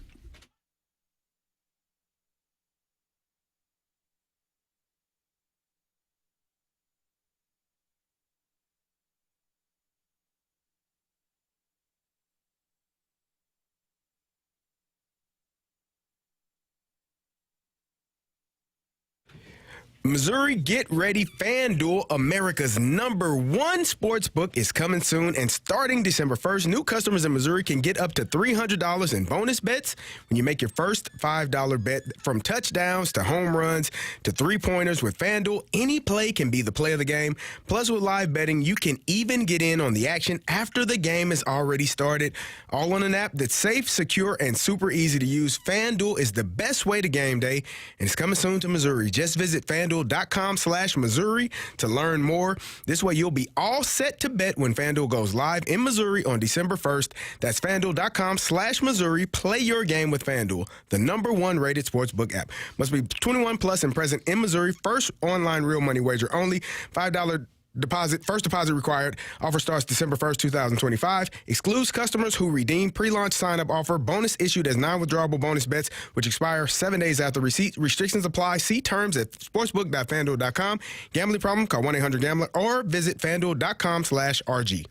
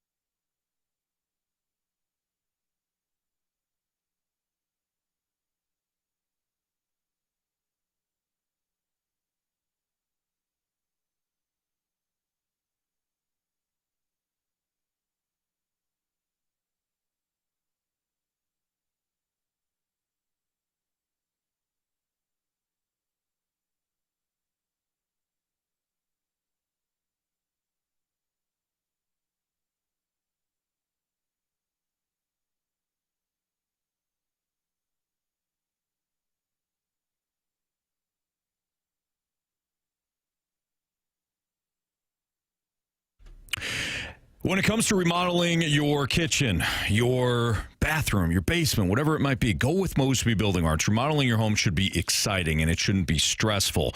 But if you've ever gone with the wrong designer, the wrong company, or the wrong contractor, things can, get weird in a hurry. If you go with Mosby Building Arts, you'll know that immediately you'll experience what it's like to work with professionals. With over 70 years of experience, Mosby treats you and your home the right way. Their team of designers, architects, and craftsmen handle every detail with honesty, precision, and respect. So whether it's your kitchen, your bath, your basement, remodel with confidence, not regret. We go with Mosby in our house because we know that any issue that pops up, they're going to work through it, understand what the actual problem is. It's not a problem they created. It's whatever's going on, with our remodel.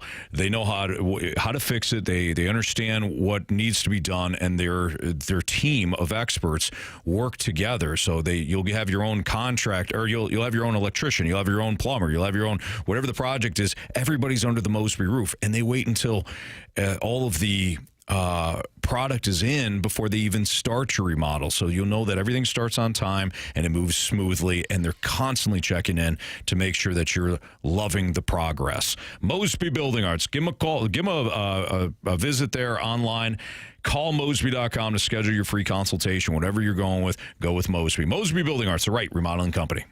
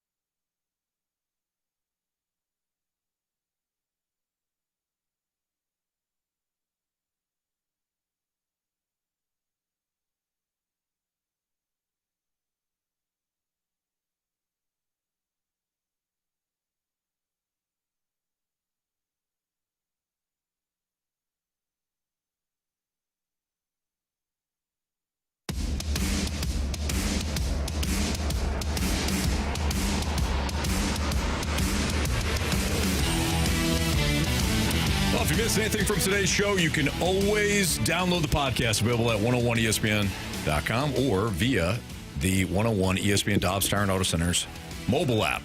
Podcast brought to you by Shave Your Door Company. Don't forget, you can join Marsh and Moon tomorrow night. Oh, yeah. At the Hot Shots in Arnold. You go watch the game, have a Bud Light or two. Check things out with Moon and Marsh. Get signed up for some Point 101 ESPN giveaways. Again, enjoy Bud Light tomorrow, 6:30 to 8:30 tomorrow night with Marsh and Moon from the Rizzuto Show and Bud Light at the Hot Shots in Arnold. Carey, what'd you learn today? I learned that we might be the only show outside of Buffalo that talked about the Buffalo Bulls, the Buffalo Bills, and the Buffalo Sabres today. Wow, yeah, good call. Yeah. It was a Buffalo Day. Yeah. Uh-huh. All right.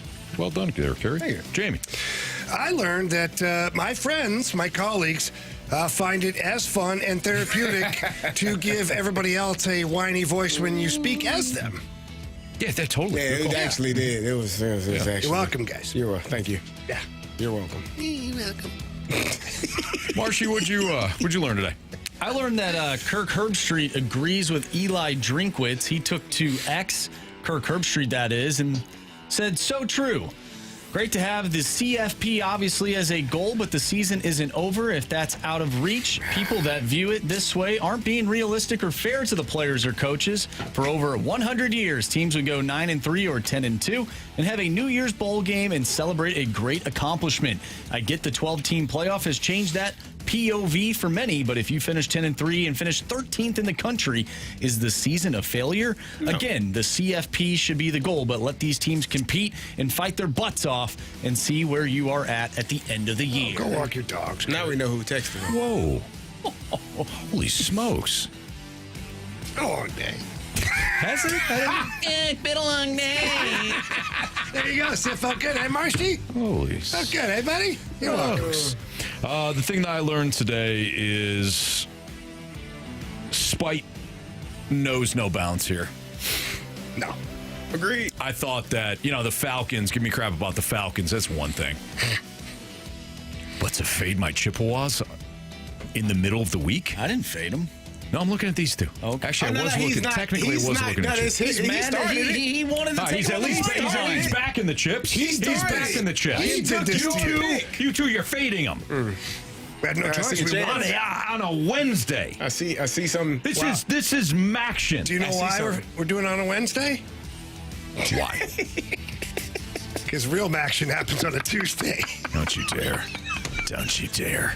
All right, let's get to our 3 stars. I can't wait to watch this. 3 stars of the day, presented by Circus Sports Illinois. Sports betting the way it should be. Guys, our 3rd star of the day goes out to keyboards and typing ferociously on there. Yeah. We're going to have to replace the 2 that you use. Yeah. Our 2nd star of the day goes out to The Voice. Not the TV show, but The Voice. We have all created. Yeah. For one another. Everybody's got their own spin on it. It's fine. Yes. Make it your own, guys. Our 1st star of the day goes out to Jen. Yeah. Jen.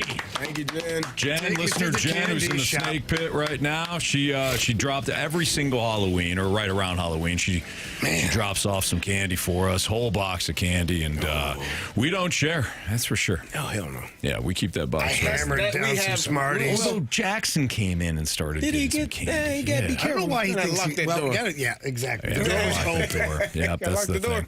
All right. Straight Fire up chips, baby. Let's go. For Andrew Marsh, Carey Davis, and Jamie Rivers, I'm Anthony Stalter. See you. Let's go, Paul.